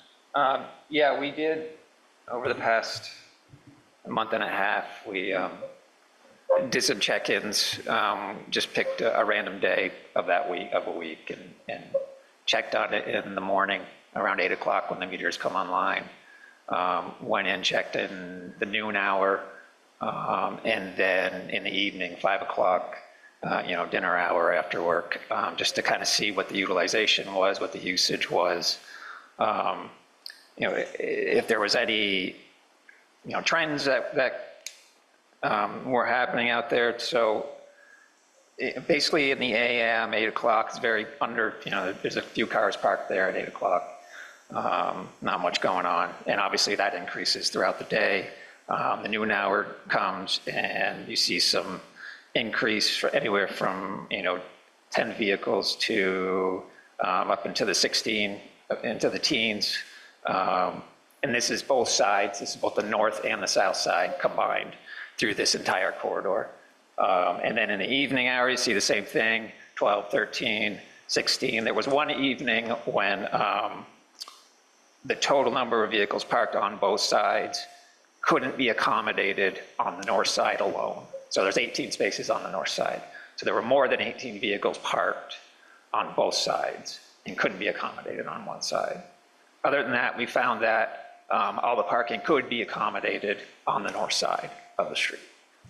The other thing we noticed too, that it does seem like there is some shorter duration, quicker turnover in some of those spaces. And talking with police, we have some shorter meters, some 30-minute meters in stock. So it may be an appropriate place to put those to help accommodate that quicker turnover. Jim? I want to piggyback on what he said. Did you do Sunday? We didn't do the weekends. So you didn't do when the church is there? No, no weekends. Any other questions from council? Carrie? Yeah, I'm wondering if we looked at the effect of the temporary bike lane that was there, where we blocked off the parking spaces and we had it open for a while. And did you look at how many people were using that? Did you get any sense of what the impact of the loss of those parking spaces was? Did it increase traffic on the path? Do you have any of that? No, we didn't take any counts. It wasn't the short-term bikeway wasn't intended to be a pilot or temporary. It's recommended to be the short term in place until the long term. So didn't approach it as, it's a pilot, let's see what happens. Because it's the short term recommendation. It's what should be in there according to that plan. So no data, we didn't collect any data. We received comments, they seem to be mixed, good and bad. Jim. This was talked about even back in my time, dark ages. And I used to sit along there to watch. Saw lots of cars, saw lots of pedestrians, saw very few bikes. I mean, we're talking about taking a lot of parking spaces for a minority. I'm just going to give an example of myself. I do a 2-mile walk every day. I have to cross Northfield Street twice. There's a crosswalk there. Nobody stops. If I just keep walking, I'm dead, because the cars coming through there are coming from a 50-mile-an-hour zone. So I understand that I just can't walk steady, If there's nobody coming, fine, I can scoot across, but I walk in the morning when National Life is coming up, and some of them, the early ones, and people are heading to work. So I can't continue my walk steady. I just understand that's the way it is. I just have to sit there and wait till it's clear, because I'm not taking the chance of being dead right. So, and what I'm saying is, a biker can get off, walk it for a bit. Yes, you can't continue your bike ride, but we're talking about 14 parking spaces on a downtown that has had 6 major disruptions to the businesses down there, starting with COVID and the flood and the no state workers and, the unhoused issues, the crime, the fact that there's online competition and also the construction. I sit on that committee and listen to them, and we're just going to give them another hit. We all know, or most of us probably know by now, we have a second elephant in the room downtown to go along with the post office, the Capitol Plaza. It's all pretty precarious down there, and this is just going to be another blow. There's the church. They didn't even do a study on the church. A lot of them in the church now are older people. That's who mainly goes to church. People that bring laundry, loads of laundry down there. So we're just going to put another hit on a downtown. Let's just keep hitting them so we don't have a downtown. That's what's going to happen. Okay, so go ahead, Ben. Well, no, I really appreciate the concern for the downtown, Jim. I actually think about it differently, though, that I feel like this is an asset for the downtown that will bring more people in. I think I just view, outdoor recreation like this as an economic driver, and I actually just, even thinking about like the Country Club Road property, that this is a piece of infrastructure that will help with connectivity. And, I just think about things like the Lamoille Valley Rail Trail or Missisquoi Valley Rail Trail, the Cross Vermont Trail. Like when I do ride this on my bike, I'm not a huge biker, but when I ride this part stinks. Like it really stinks. And if you could ride kind of like anxiety free all the way from with the sewage treatment plant all the way down to Agway, without like the anxiety of that intersection in the same way, I think more people would ride it. And again, I think it creates a critical piece of infrastructure that's going to bring more people into the downtown, and I think would have a net benefit as opposed to I can hear you about the concern about the lots of parking, but I actually think it would have a net benefit in the long run for bringing people into the downtown. Well, my only question. But Jim, sorry. Adrian. I agree with Ben.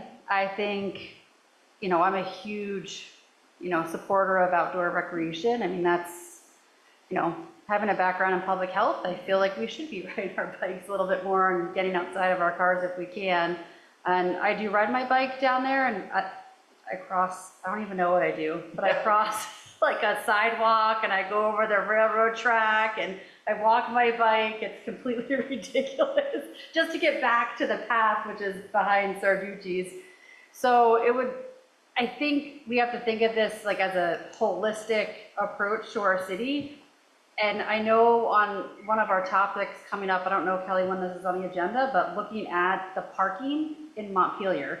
So I think if we look at the parking opportunities in Montpelier and think about the lots and the leases that we have and opportunities to increase parking, you know, on the periphery. And, you know, I would love to encourage more people to bike. It's better for the environment.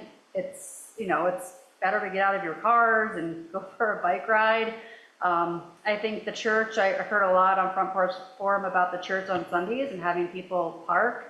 So if we can think about creative ways for parking around that area, even businesses that might, you know, open up their parking lots or, you know, just ways to like allow folks that, you know, might have a disability or might not be able to walk too far to go to church or do their laundry while still incorporating a bike path in our downtown. I think we can have the best of both worlds. I think we just have to be creative of how we approach that and have that conversation. Thanks, Adrian. I see a couple of, oh, go ahead. Sorry, I just didn't want to lose Adrian's thought there. And I wasn't present for the parking fund conversation. I did go back and view it, though. I thought there was some good outside-the-box thinking, as well as some conventional thinking. I think there was some dynamic timing, dynamic payment system. That I think that's all good. But the one thing that wasn't discussed, what's actually covered in this plan, and then another downtown transportation plan that we have, is the reallocation of space. And the communities that have seen success, especially economic success, with reallocating unused parking spaces to attract people, not just for transportation needs like this, but increased pedestrian ways, outdoor seating, things like that. So I would just recommend maybe brushing up on this study as well as the other downtown transportation study when you have that parking conversation. So, yeah. I just have two quick questions. As you come west on the new installation bike path and get to the rec center, you hang a right and you have to cross the tracks. Is there a signal there? It's tied into the other signal. And the other question is, how does this permanent installation differ from, if at all, the temporary installation? So no, the crossing behind the rec path doesn't have flashes or anything like that. As far as yeah, fenced. That crossing doesn't change. In fact, well, I think we're going to try to work out something with the contractor that does the rail crossing to kind of improve that crossing. There's some deterioration there, so sort of some maintenance there when that project is going on. As far as the difference between the short term and the long term, you know, I don't have it on the screen, but it's the long term is obviously more of a standard curb green space path, with the short term being you know, bollards and paint, right? I see there are some hands raised online. I'll start with them. Peter Kelman. Thanks, Jack. I like the fact that some people are raising the idea of looking at this whole issue not in an isolated way, that parking, the bike path, the all-purpose path, the signalization, these are all connected. And if you're going to think about it in this more holistic way, let me urge you to think about two things. I live on Mountain View Street, and I can tell you that in the world of GPSs, where people follow what the GPS tells them to do mindlessly, we have a steady stream of traffic from exit 8, where they take a right onto National Life Drive through Mountain View, sometimes very often come down to my dead end because they missed the turn, because their GPS tells them that's the shortest route. Well, maybe 1 second difference or 20 seconds different, or maybe not even, maybe momentarily different. If we start having development up in Northfield, like the Bove project, which might come in where the motel is, or if the Habitat project is developed, we already have incredible stoppage at that light. So I'm hoping that this adaptive signalization is going to take into account the fact that we may have quite a bit of traffic coming down from Northfield Street to Main Street, to Main Street. Just fold that into your thinking about this. Thanks. Thanks, Peter. Kate? Hi, my name is Kate Tank Day. I actually live in Barry, but I work on Barry Street at Guy's Farm and Yard. I'm the manager. I'm one of the people who's like really concerned about this because, you know, we're losing a lot of parking spaces like right in that front of the store. The people across the street at the church, like Jim mentioned, the laundromat. And I know the folks next door as well at Buddy's will also be losing a lot of spaces for business. And you know, we're really lucky. We're one of the only like downtown businesses that has their own parking lot. I can tell you it's very difficult to patrol on a good day. And, you know, I was also concerned and am concerned about the fact that like most of our stuff comes on tractor trailers. I was pretty quickly dismissed by Corey in a conversation that we had last year about the fact that like he was pretty adamant that they'd still be able to back in comfortably. I don't think he actually witnessed them trying to do that. Would be my guess. Because like when the other side of Berry Street's full, they can't. I mean, it's impossible. So then we have to unload in the middle of the street. People are not patient. I've had many instances where I've almost been hit while I've been on my forklift, you know. So those are things that I'm concerned about. I'm frustrated with. I'm frustrated with the lack of revenue. You know, taxes are going up. It's tough. And this is like, it's kind of a blow, I think, the blow to downtown. Very frustrating. Thanks, Kate. Dave? Hi, everybody. I'm Dave Bellini, living at the hot corner of Liberty and Loomis. Good to see you guys. I'm a little uncomfortable with the loss of parking spaces. I'm too ignorant to speak about traffic signals. I don't know anything about them. 10 months ago, I suffered a serious spinal cord injury. I'm lucky to be alive, and I found out what it's like to have mobility issues. Ooh, I think the parking spaces will affect more people than you think. And not to make too big of a deal out of it, but, you know, I think the cars outnumber the bikes like 200 to 1. I saw what they did to the Barry Montpelier road. They narrowed it. It's okay. But, you know, I drive that road almost every day. I see a lot of cars. I never see any bikes. I mean, very rarely. So it's a real minority of people, and biking is good. It's healthy. I support it. When I was younger, hey, I had bikes. The only bike I got now is a stationary bike. And, you know, it's already parked. So I'd give that a little consideration if you would, and thanks for listening to me. Thanks, Dave. Steve?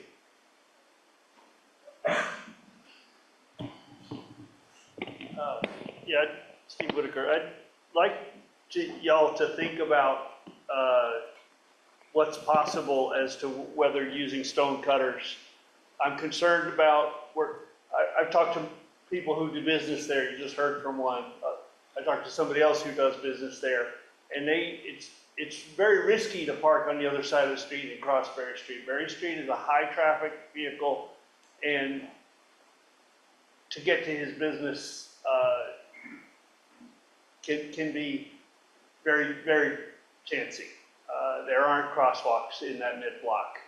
I'm concerned about the idea of fencing, that you wouldn't be able to walk from the dry cleaner building over to the bank to the, you know, or to Sarducci's.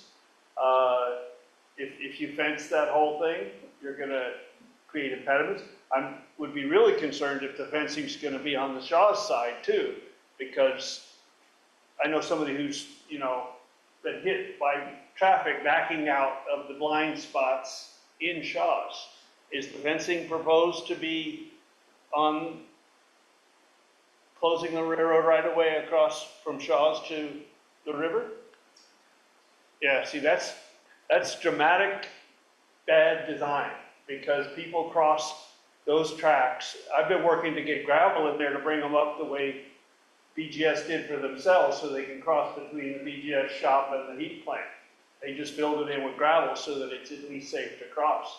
But to put a fence is totally contrary to our walkability of town, because walking in through an active parking lot with people backing out blind from those right-hand side of Shaw's parking lots, when you go into Shaw's, you park, there's a row of 10 cars that parks diagonally. They're backing into where you're asking people to walk in through.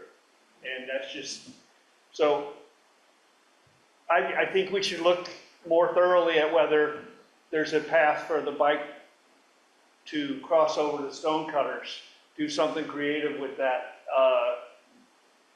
between the yoga studio, I think it is, and the dry cleaner building, and get around the bank onto Stonecutters. I mean, Stonecutters has a lot less traffic and is much slower paced because of the parking than Berry Street is. So that might, if we got to share, that's a better place to do it. But Thanks, Steve.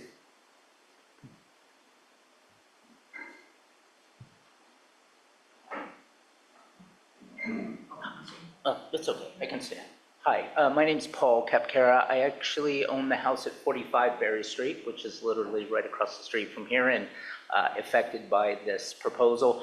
We've all heard of not in my backyard. This is literally in my front yard, but I'm all for it. I think the temporary or the non-pilot original piece that they put up had a really wonderful effect in that it slowed people down on Berry Street. We've all mentioned how busy Berry Street is. And people literally, fly up and down that stretch, which is very dangerous because there are a lot of pedestrians going to church and trying to go to Guy's Farm and Yard, and our house is right there, and so we see oftentimes people speeding coming right off the intersection on Main Street. And when they put in the temporary bike lane, it actually narrowed the street a little bit, which had the really lovely effect of slowing people down. So I'm very much in favor of this, and I think the design looks great. It will be nice for pedestrians to have also a little more space going through there. So one vote in favor from somebody right on the route. Thanks.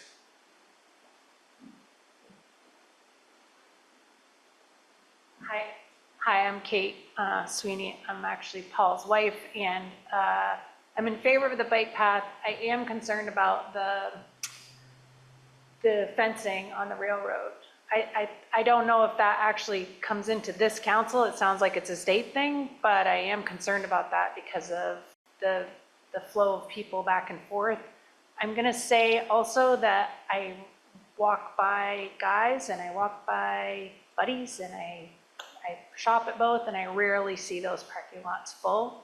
And I would love to see them full for business, but I don't see that. And so I think that the parking spaces are not going to be an issue.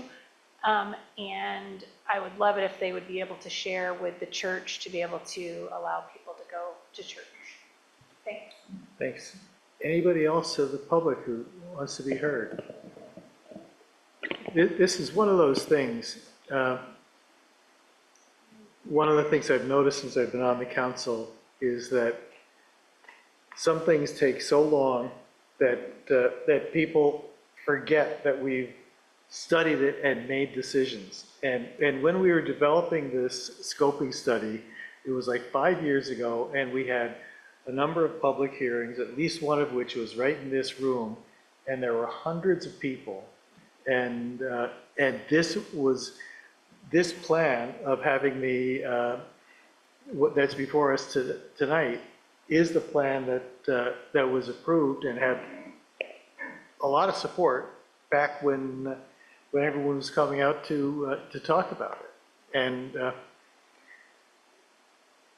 the outcome is that when the grant money is available to do it, and we've made the decision years ago to go forward with this, now all we have to do is ask for the money to put the finishing construction on. I think this is pretty straightforward, that we should just do this. But, and I know that, Jim, you say, well, you don't see very many people riding their bikes on Barry Street, and I'm absolutely sure that that's true. And this plan is intended to remedy that, because people don't want to ride on Barry Street because they're afraid of getting doored on the one side or squeezed by a passing car on the other side. And so this is an opportunity to get people to ride, not just for recreation, but for transportation. And so I think it's time to do this. Jim? I'd like to answer 3 people, including you. I'll start with Adrian. You're looking at it from a young person's perspective. 40% of this people are 50 and over. When you get 50 and over, you don't do a lot of bike riding, a lot of people. So you're going to have a lot of your population that doesn't pertain to. I can't ride a bike anymore since the spinal disease, just for an example. So I understand biking's good for you. A lot of things are good for you. I'd like to have that little walkway above where I cross on Northfield Street, have a little walkway that goes over so I can continue. But, you know, I'm not going to ask for that, and I'm not going to whine about it. I just wait and do it. Then, if there's no downtown, I don't know who you think's going to come. You keep saying, well, I think this will bring people in. If there's no hotel and there's no shops, you think a bike path is going to bring people in? I don't believe so. And Jack, you're talking 5 years ago, before COVID, before, you know, the flood, before all the economic stuff has happened. So that's really meaningless to now. I mean, to live in the past and say, well, 5 years ago, this was all, everybody came down and said it. 5 years ago is a big difference in the world today. Just like 5 years out from now, none of us can predict what we're going to have.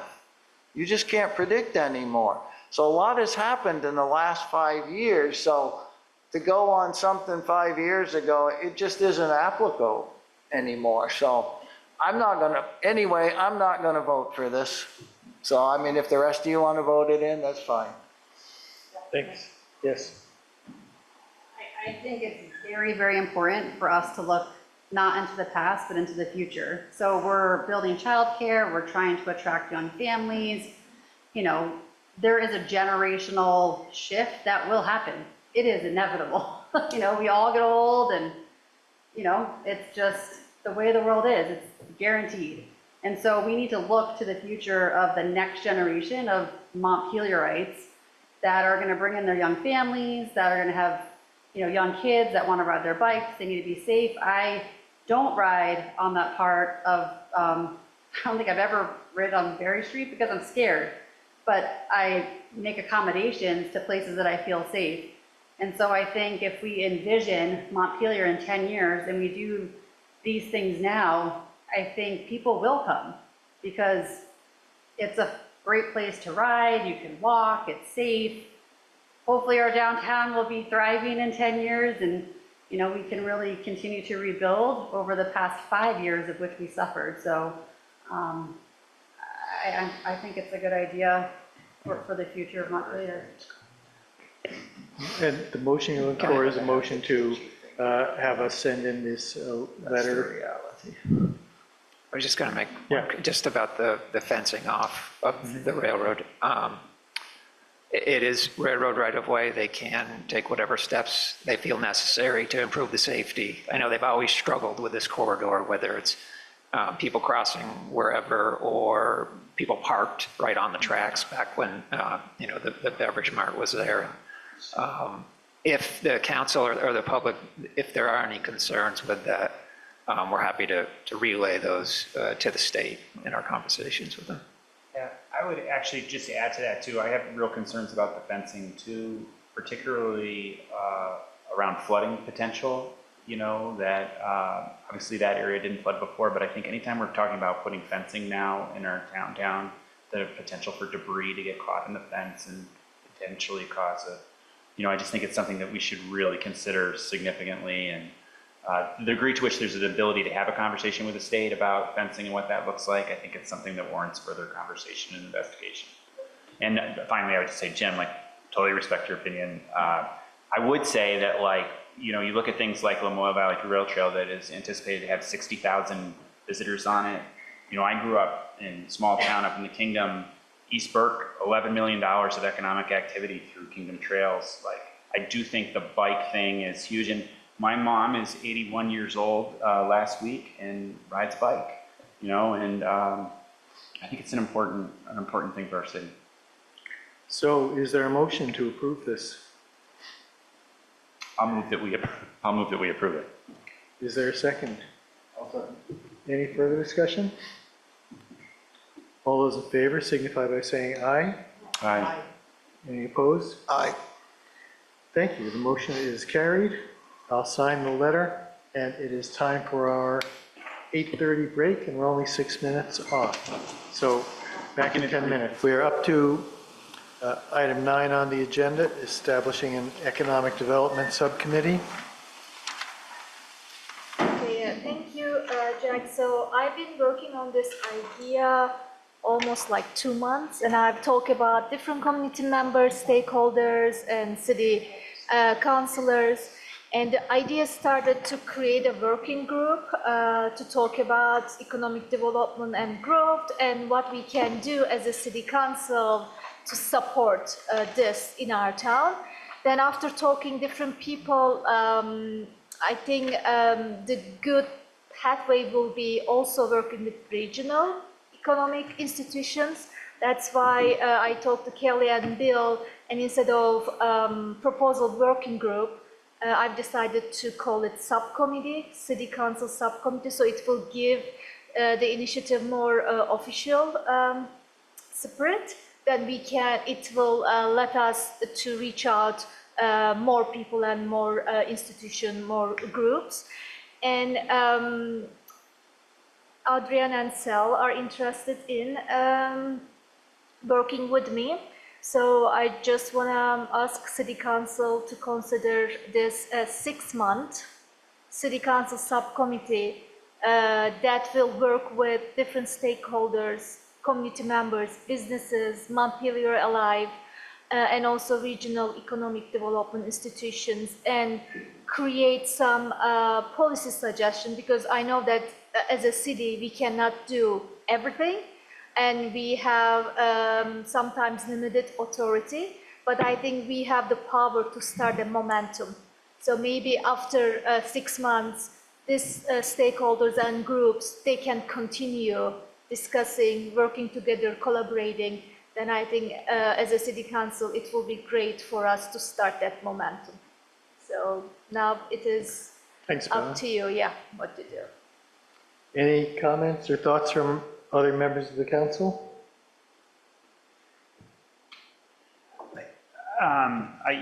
I think thank you for bringing this forward. I'm totally prepared to support it if this is folks, council members want to serve on this and move this. Economic development is one of the priorities that we've identified. I think that's great. The 2 concerns that I have are, one, that we're currently advertising for community and economic development specialists, right? That was Josh Jerome's. And so it's not necessarily a problem, but I think it would be extremely important that if a subcommittee was formed, that it would be really coordinated,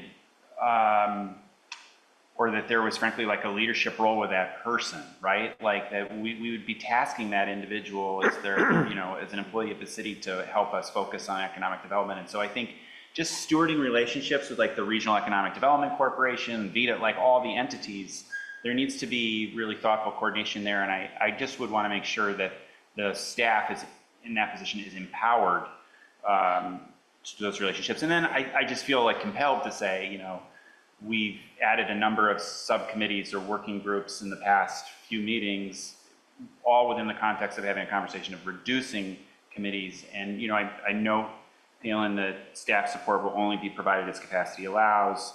The subcommittee will work without a not dedicated budget.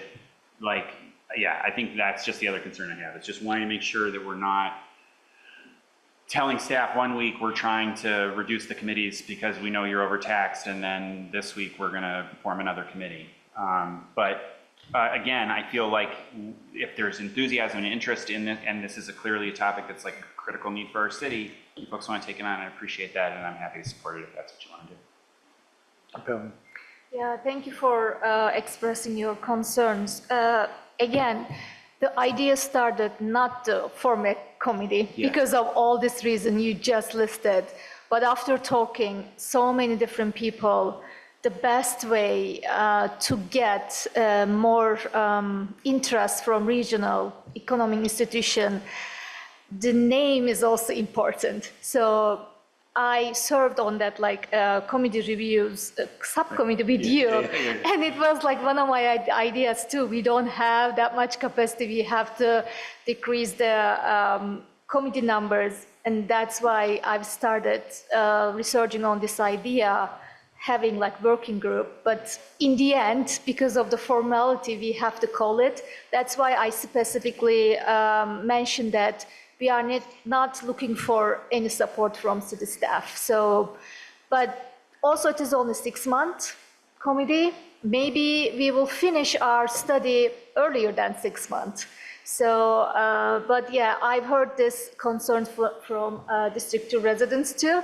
So yeah, my intent is not to create more committees. My intent as a city council to connect with our stakeholders and community members and businesses and show that we will be there for them to support their ideas in the policymaking angle. So yeah, thanks. Appreciate that.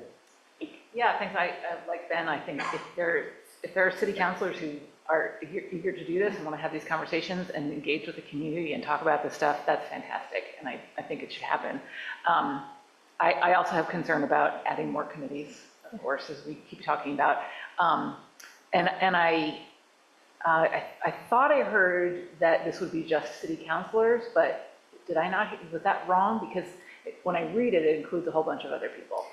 So the idea started like that. It will be only city councilors, but after talking different people, then they said, oh, it will be great if we have a representative. It will be great if you reach out to this person.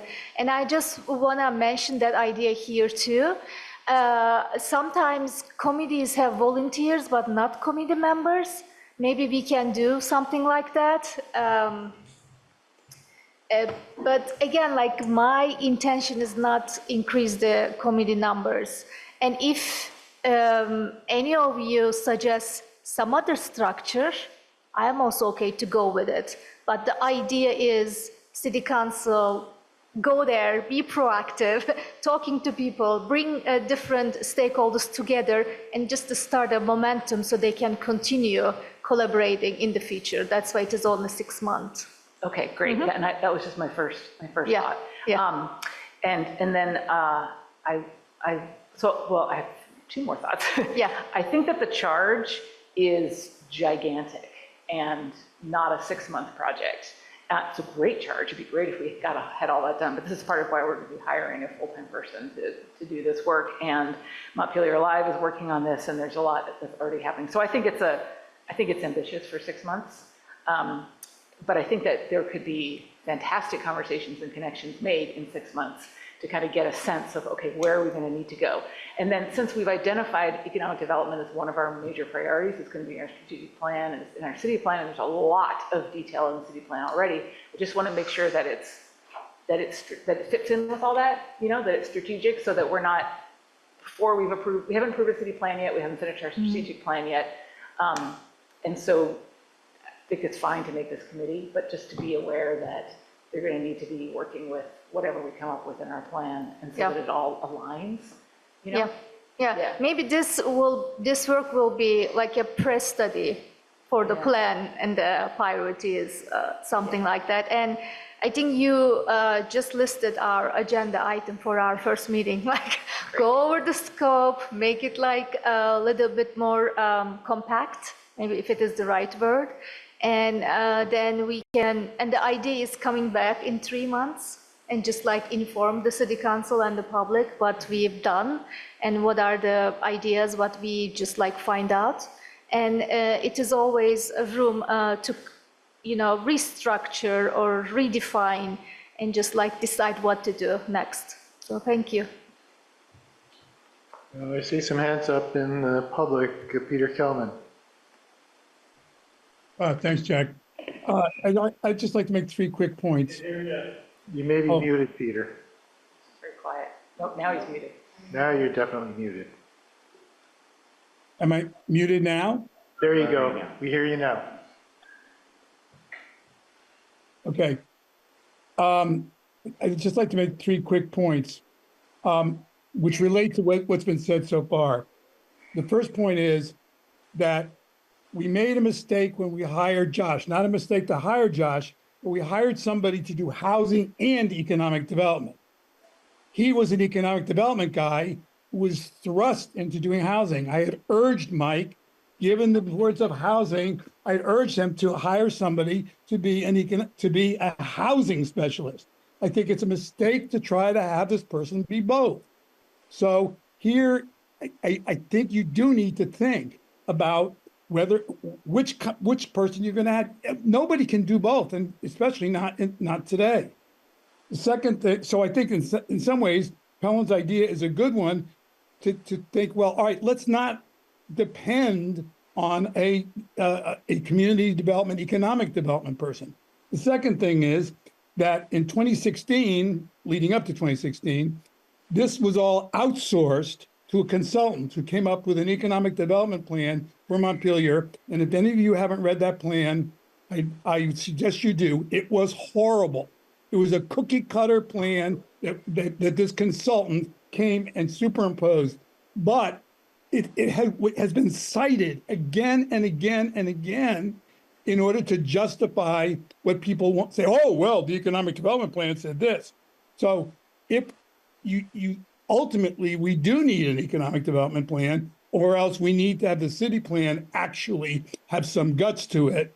I think it's good for the city council to do it because you can align it with your strategic plans, your annual strategic plans, and you can also align it with the city plan, which that economic development plan was not at all aligned. And the third point I want to make, which I'll make later when we talk about committee on committees, which is why not recognize that task forces are an ideal kind of, quote, committee, but let's call it a task force, where you can bring in people who are stakeholders, who are city councilors, who are state and regional people, and it is not a function of the city council. It would not be a city council appointed. If the homelessness task force and the housing task force had truly not been city council, they weren't city council appointed, they were stakeholders. But you guys started to treat them as if they were a committee that needed staff support. They do not need staff support. If it's really a stakeholder kind of thing. So I would suggest, Pelham, that you think about this not as a city council subcommittee, but as a task force. And task forces should be time limited. The housing task force should never have been allowed to exist for 20 years. I hear my time is up. Thanks, Peter. Katie. Hi. I just wanted to chime in here. Katie, could you please say who you are? Sorry, Katie Trouts with Montpelier Alive. I just wanted to chime in here to say that I've been thinking about this along with my board of directors for quite some time. There are so many challenges in the downtown right now. And I have been thinking that some of those have been just too much for one small organization to tackle. I'm thinking of the increased storefront vacancies. I'm thinking of drawing business to downtown after one flood of possibly many. And I'm thinking also about drawing big business to town, what we need to see change. And I have a very small staff, and the board is not a working board. So I did talk to Palin about my feeling that there needs to be more attention on downtown and economic development, and it would be very useful to have partners in that. I agree that the scope needs to be narrowed down. There's so many directions that we could go in. But I also have confidence that if we had the right partners at the table, that we could implement so much more than if it were only the city or only Montpelier Alive addressing many of these things, or if we were working in silos. So I think we do need to bring some people to the table. I think it's a heavy lift. It's a big lift. There are a lot of directions it could go in, but I know that I've been feeling like I need support as a Montpelier Live director from more partners and more vision for which direction to go in.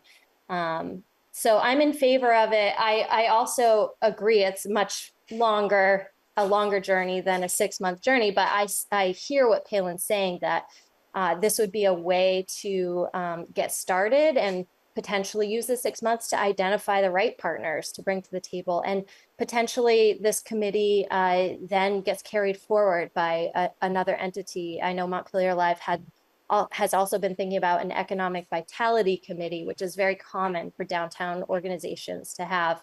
And if we weren't to hold it, at least we'd want to be at the table. Thanks, Katie. As the idea is put before us, the proposal is that the membership would include 3 city councilors, 1 representative from Montpelier Alive, and also some number of local business owners and community members. So by its nature, it would require us to create this body and then ask for volunteers and make the appointments. And so that might address some of your concern, Josh, or Ben, because maybe the time it takes to do that would move us into the time where we might have a new person in the community development office. And if council wants us, like we can approve this, I don't want to use committee anymore, like entity, then we can just like 3 of us with Katie, like 4 of us, like Sal, Adrian, me, and Katie, work on like all the details. Then we can update the city council what we come up, like, oh, maybe we will not call membership, maybe we will call collaborators. So it will not create like a formal, or the scope will be more specific for 6 months, because it's just a draft, right? Just the first step of the initiative. So I'm happy to do that if everybody is like okay with it. So just revise it, restructure, update you, then start working, because I mentioned here the work will start in August, so we still have time. Mm-hmm. If I could just offer one other suggestion too, I think it would actually be valuable as you have those conversations and you think about the scope of work to talk about, to talk with members of the Montpelier Development Corporation, right, which existed and no longer exists. Just like lessons learned. Yeah, I did. You know? Yeah, oh, good. Yeah, thank All right, you. great. It is good we think alike. Yeah. All right, so do we have a motion?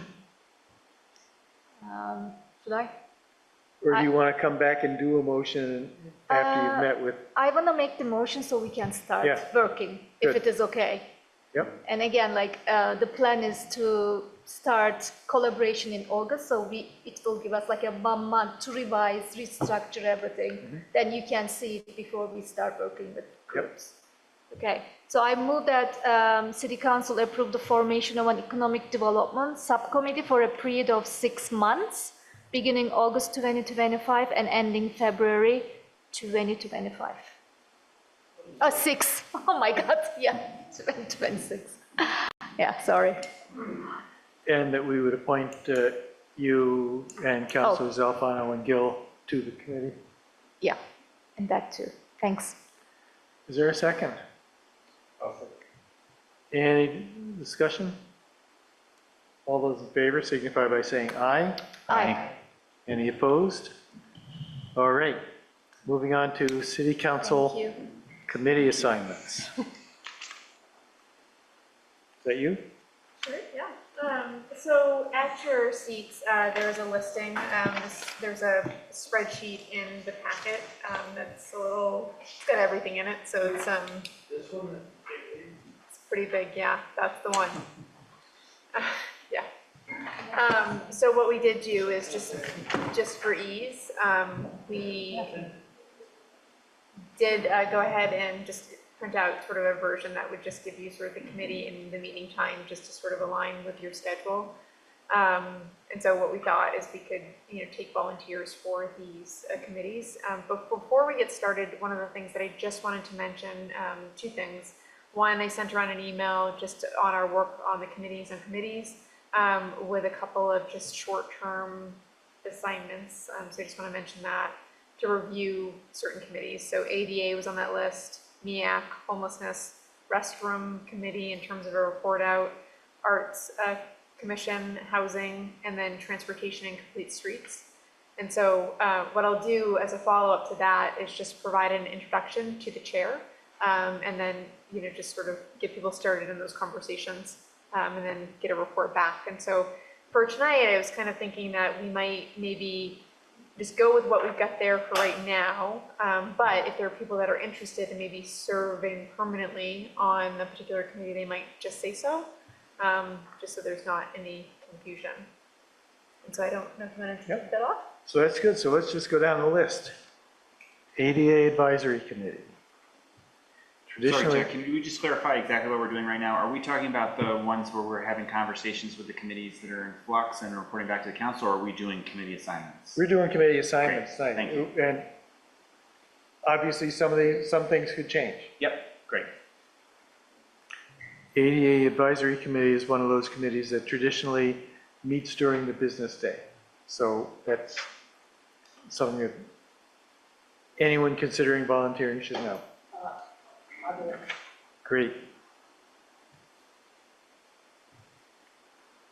Cemetery Commission? Can I ask you another question, Jack? Is it the expectation that every committee is going to have a council representative on it? We kind of like that idea. We've certainly had years where we had vacancies. Because everybody, Isn't the Cemetery Commission elected? this is a liaison. Yeah. Oh, this is a liaison? They won't. We could leave it open. I don't know that we historically have had an assignment. Yeah, You pass that one? yeah. The Community Advisory Board. What is that? That's with the Justice Center, so we may want to hold on that one just Oh, given that's the right, status. because Justice Center, so, yep. So make quick work of this list. Community Fund Board.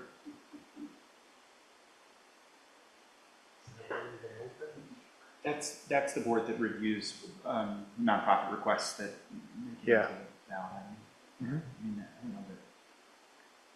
that. I mean, they want to get on it now. So that there isn't. There's not a council It's representative just on a it full now. list of all committees.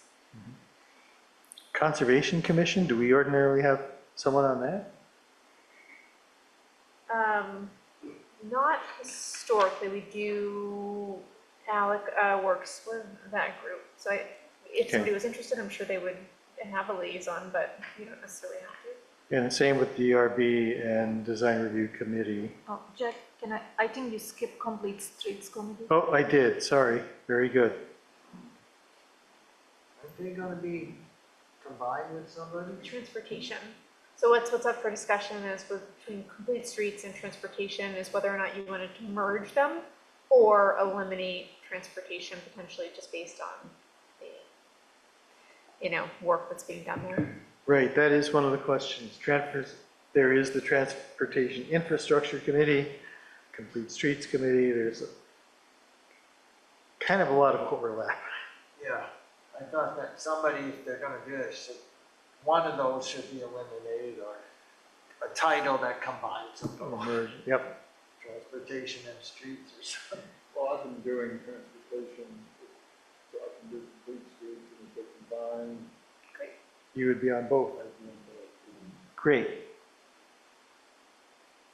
So that means you're also on transportation infrastructure. You're on two, that gets you two until you take action. Yep. Energy Advisory Committee, I've been on that. you guys want to keep doing it?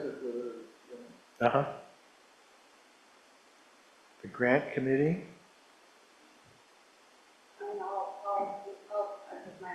but it's been dormant, so that might be one of those committees that we should put into the review process to decide whether we should keep going with it. But for now, it's still you. Senior Center Advisory Council. Jim, you're already there. Yep, I'm already there. You even have the T-shirt. Yep. Wore it for the annual meeting yesterday. Historic Preservation Commission. Is that another one of those that we don't put someone on, right? Homelessness Task Force. I'd like to see that combined with housing, and I would chair that and tell them that they would have their own segment in the meeting. I'd like to talk to both groups and see if we can't bring them together. Well, and that's one of the things that we're reviewing. Yeah, So, put me down for that one then. Homeless. okay. I was already on that. Well, he can step off if he wants. I'm wondering, I just want to throw out there that like that it's actually, of all the committees, probably the one I'm most interested in serving on. And I'm happy to serve on it with you, Jim. Like Homelessness or housing? Well, housing. Okay. And whether or not homelessness is combined with housing, but like. Yep. I'd like to see. And I recognize other people might want to serve on housing too. I would like to participate in those conversations. Yep. Carrie? Yeah, I'm on the housing committee now. I would love to stay on it, and I don't think it's a great idea to combine housing and homelessness. And so I would love us to answer that question first before we decide how we're going to move on. So do we have a process for that? We do. That's part of the Okay. committee review process. Great. The Investment Committee, that's proposed to be gotten rid of, right? That's eliminated. Yeah. Parks Commission, is that a liaison? Yes. And has somebody been doing that? I don't know that we've had one historically. I know that, Okay. I think, They got quite a good group. yeah. Yeah, I don't think. they're and Alex, independent, you they're know, is with elected. them. I Yep. don't think they need one. I met them all when they were up at the thing, and they got a really solid work. And Planning Commission, again, not something we would send someone to. Right. Public Art Commission, did we already vote to get rid of that? No, it's under review. It's under review.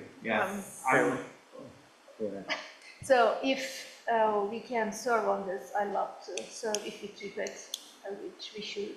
Uh-huh, and Ben?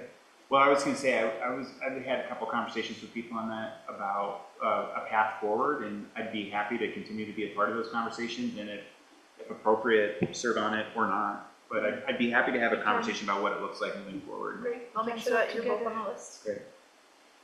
So So- Peggy and Ben, Put you in on for now? Yeah. and then Uh-huh.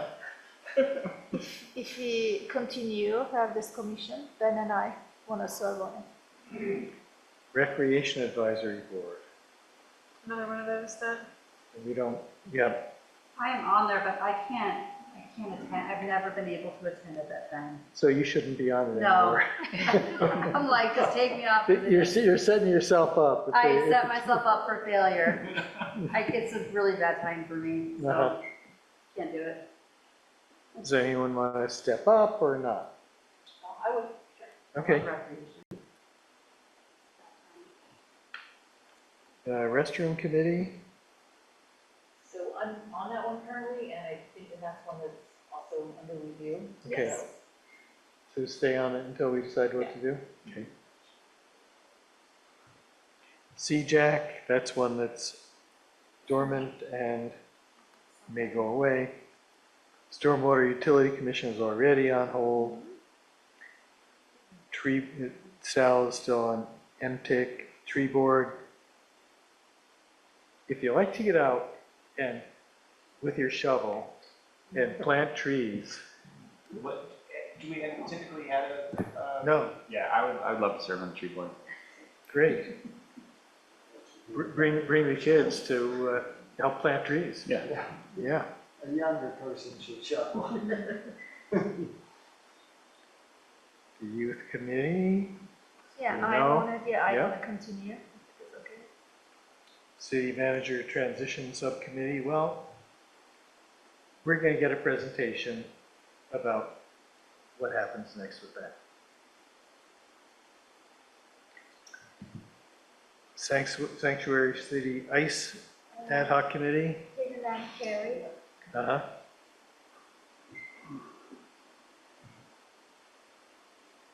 Economic Development Subcommittee, we just created it.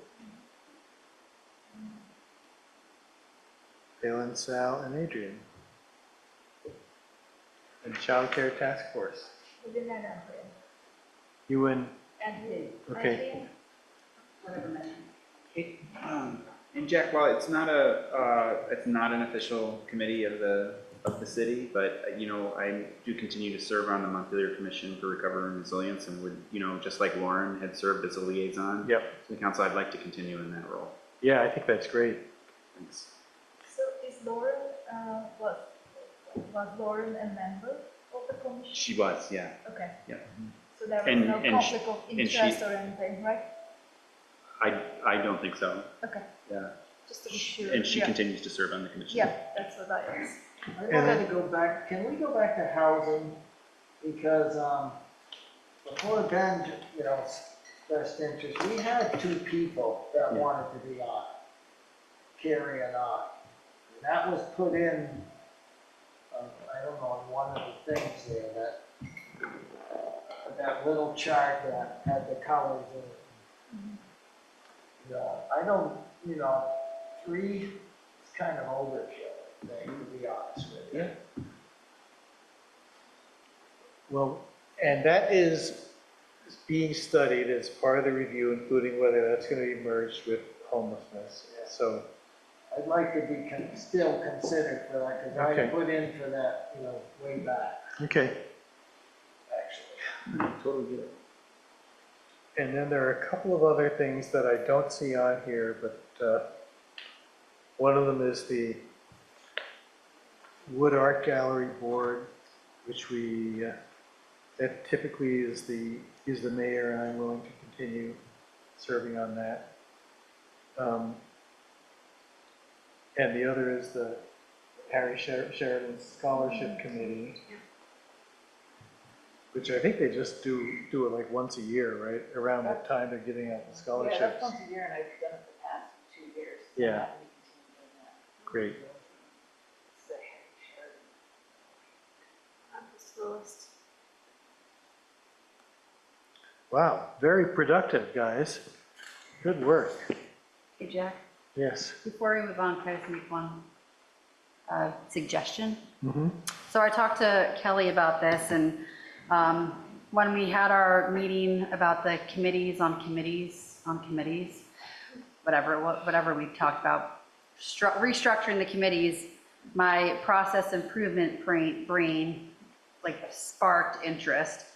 And I wanted to bring this up to council to see if you all would support this, and if Kelly would support this with staff, to maybe have to utilize Alex Geller, who's in District 3. He's a resident of Montpelier. He works for the state of Vermont. He came and presented to council, offered his volunteer time to help automate some processes within the city to relieve staff time of administrative burden so they can focus on more important things. And I would like to, I've talked to him and he's open to this, to maybe use the committee process as like a pilot to see if we could reduce some of the administrative burden, the paperwork, the probably extreme amount of emails that go back and forth to committee chairs, to scheduling, to producing reports, just to make it easier for city, to see if staff would be open to that. We can create a process to make, to pilot a process improvement process using this topic as, you know, an example, to see what we could do, if they like it or not. If they don't like it, they don't have to do it. But I just wanted to throw that out to council to see if that's something that would be okay, and if, I've talked to Kelly about this, and to see if the staff would be okay working with us, with Alex and I, and if anyone else would be interested. So if Kelly is okay to try it. Yeah. I think it's a good great idea. I do. What we talked about specifically, well, I mean, I'm sure other things will come out of it, but one of the things that came to mind was just really trying to work with the forms and the application process and making sure that that's a little, it's more streamlined and maybe more automated, so it's not, you know, because it is a lift for staff, and so if we could make those improvements, I think it would be great, and we're happy to have the help. Great. Steve? I'll be brief. I've noticed that there's a number of meetings in the city calendar for upcoming meetings that have no agendas. So basically, they're being automatically programmed to first and third, Monday or Wednesday or whatever, and then they're not happening. Agendas don't go out, meetings don't get warned, and it's just cluttering up the calendar, and it's confusing. Also, in this discussion belongs a question of, let's consider a policy where we just record all the meetings and we make sure there's something more than a laptop. Complete Streets, it's not much of we need an owl in any room. An owl is a device that properly records in panorama, and it triggers, it's a very good and affordable device, and it makes a better recording. But the recordings can catch ideas that get fleeted or ignored by tension, you know? None that I could imagine having ever said. And AI can pull minutes together without, AI is a brilliant tool for pulling minutes together. It can find actions, and then you still need to check them before you approve them, okay? I'm not arguing that, but these are ideas that could simplify our staffing problems, but it does necessitate thinking through use of an owl and a policy that even if it's an advisory committee, it still should record so that we know whether they're productive or not. Thank you. Yeah, I think using an owl is much better than talking into a laptop. Yeah. Peter. Oh, you're muted. Am I unmuted? Now you're unmuted. Okay.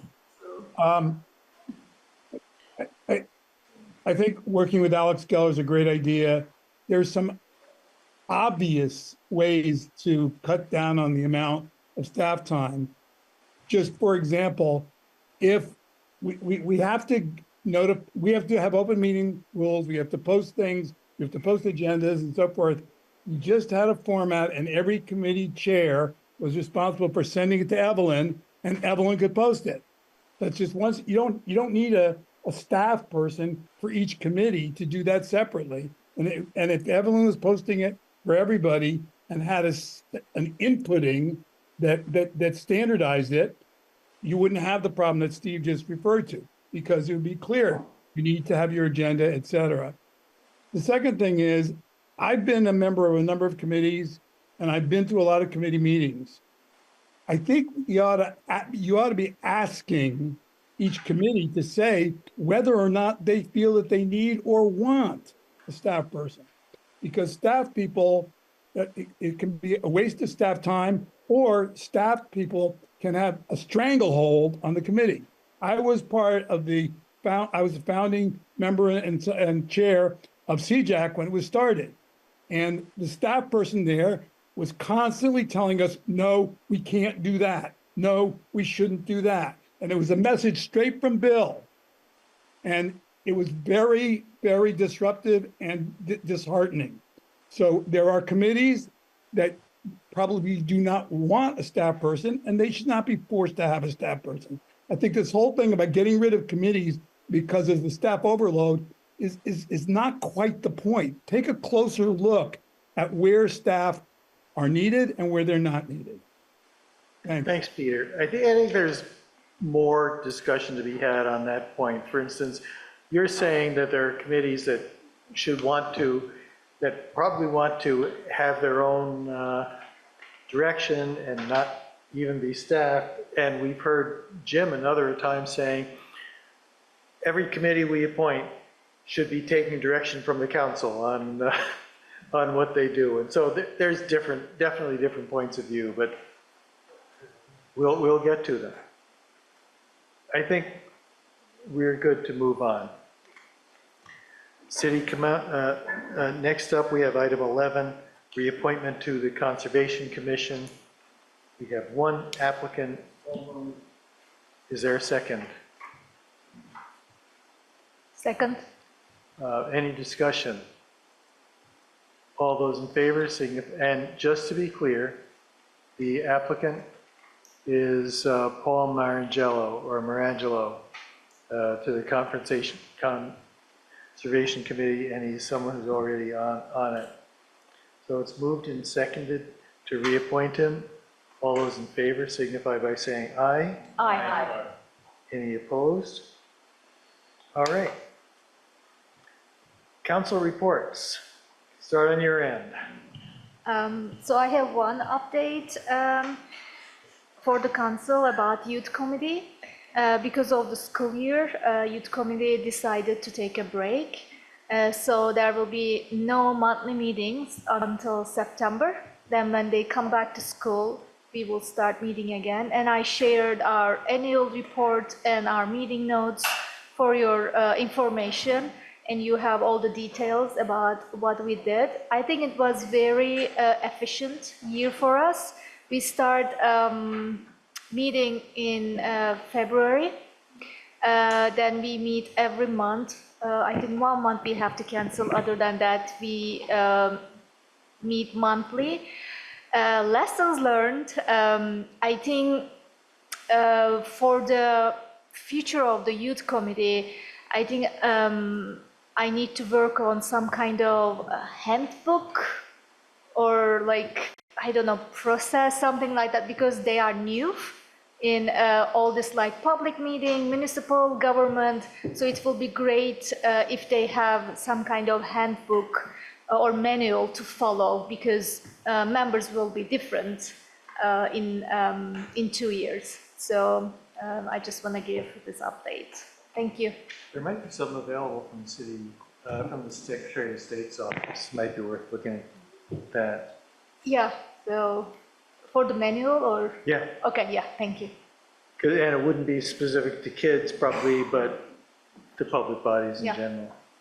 Ben? Just two things. One, I wanted to say, like, I'm really happy about the Turtle Island thing. It feels like a really, like, hopeful, good decision for our city, and it just feels good. And then the second thing I want to say is yesterday met with Secretary Curley from the Agency of Commerce, Community Development, with members of the leadership from the Montpelier Commission.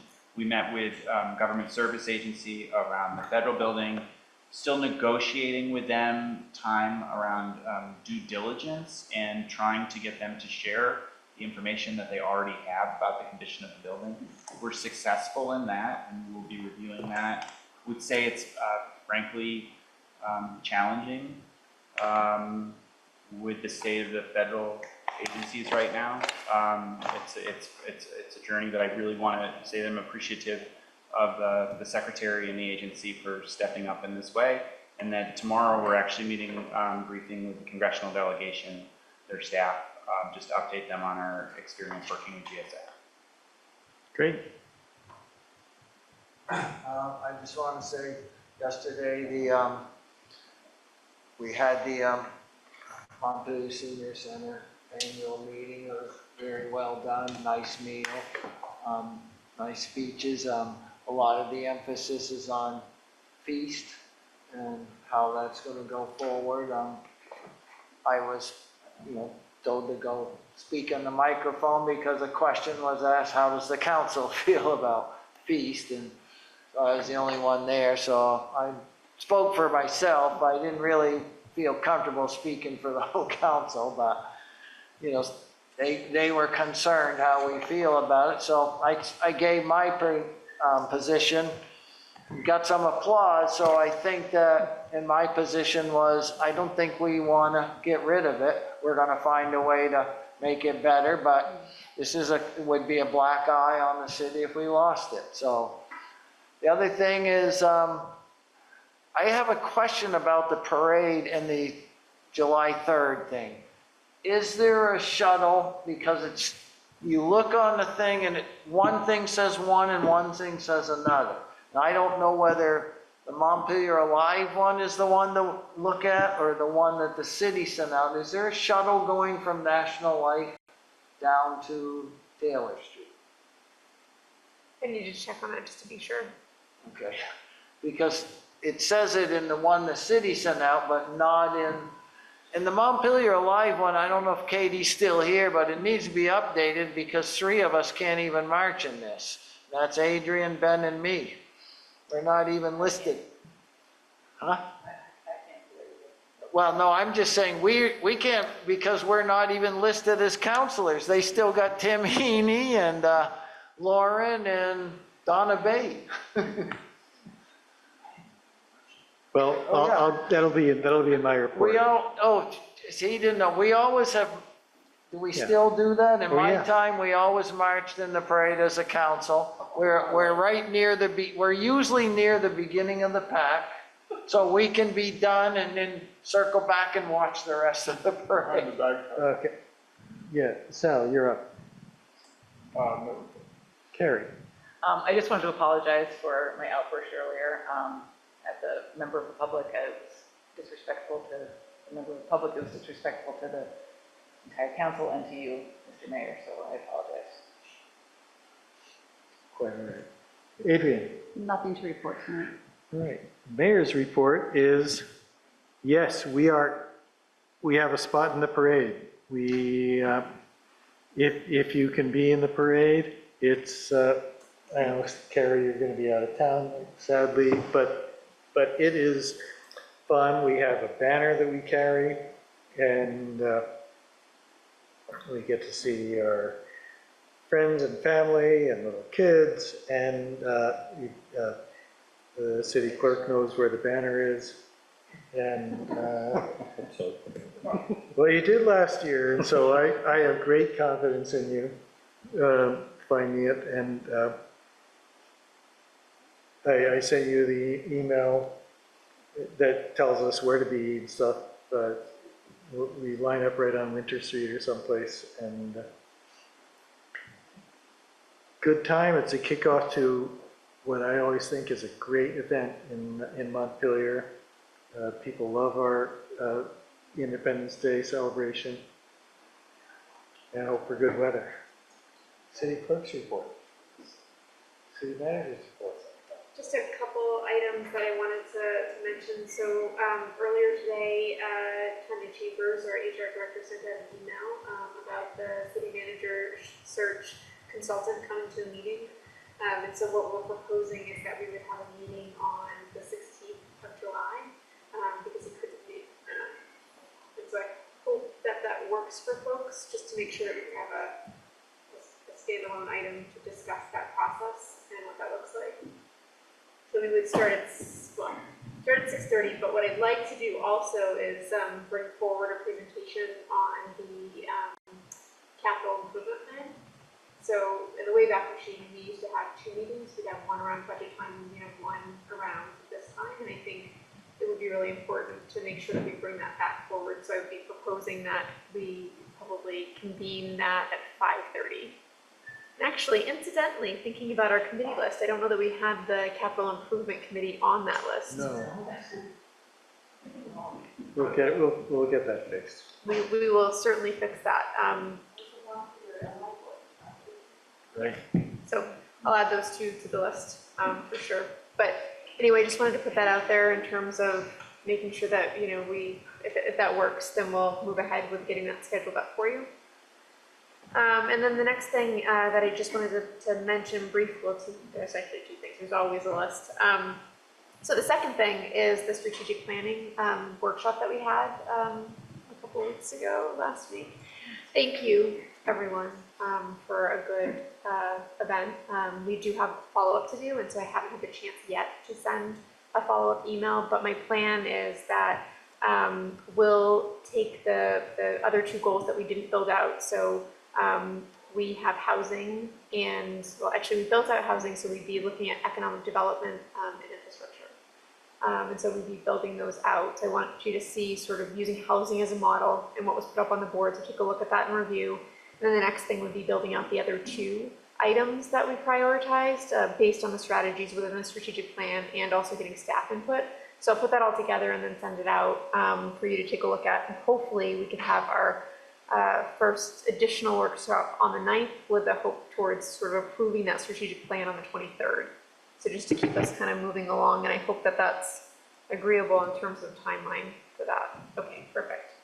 And then the last thing that I want to just say is we did meet with the police union this week, and we are in verbal agreement, which I'll be bringing to council with terms, and so I'm incredibly thankful for that, and for the team that worked on that with me. And then I'll also thank you to DPW too for, you know, working through the process. And so we'll bring those terms to you hopefully on the 9th. Thanks, Kelly. And thanks for your great work on dealing with all the unions. All right, that will be it, 9:39, and we are adjourned.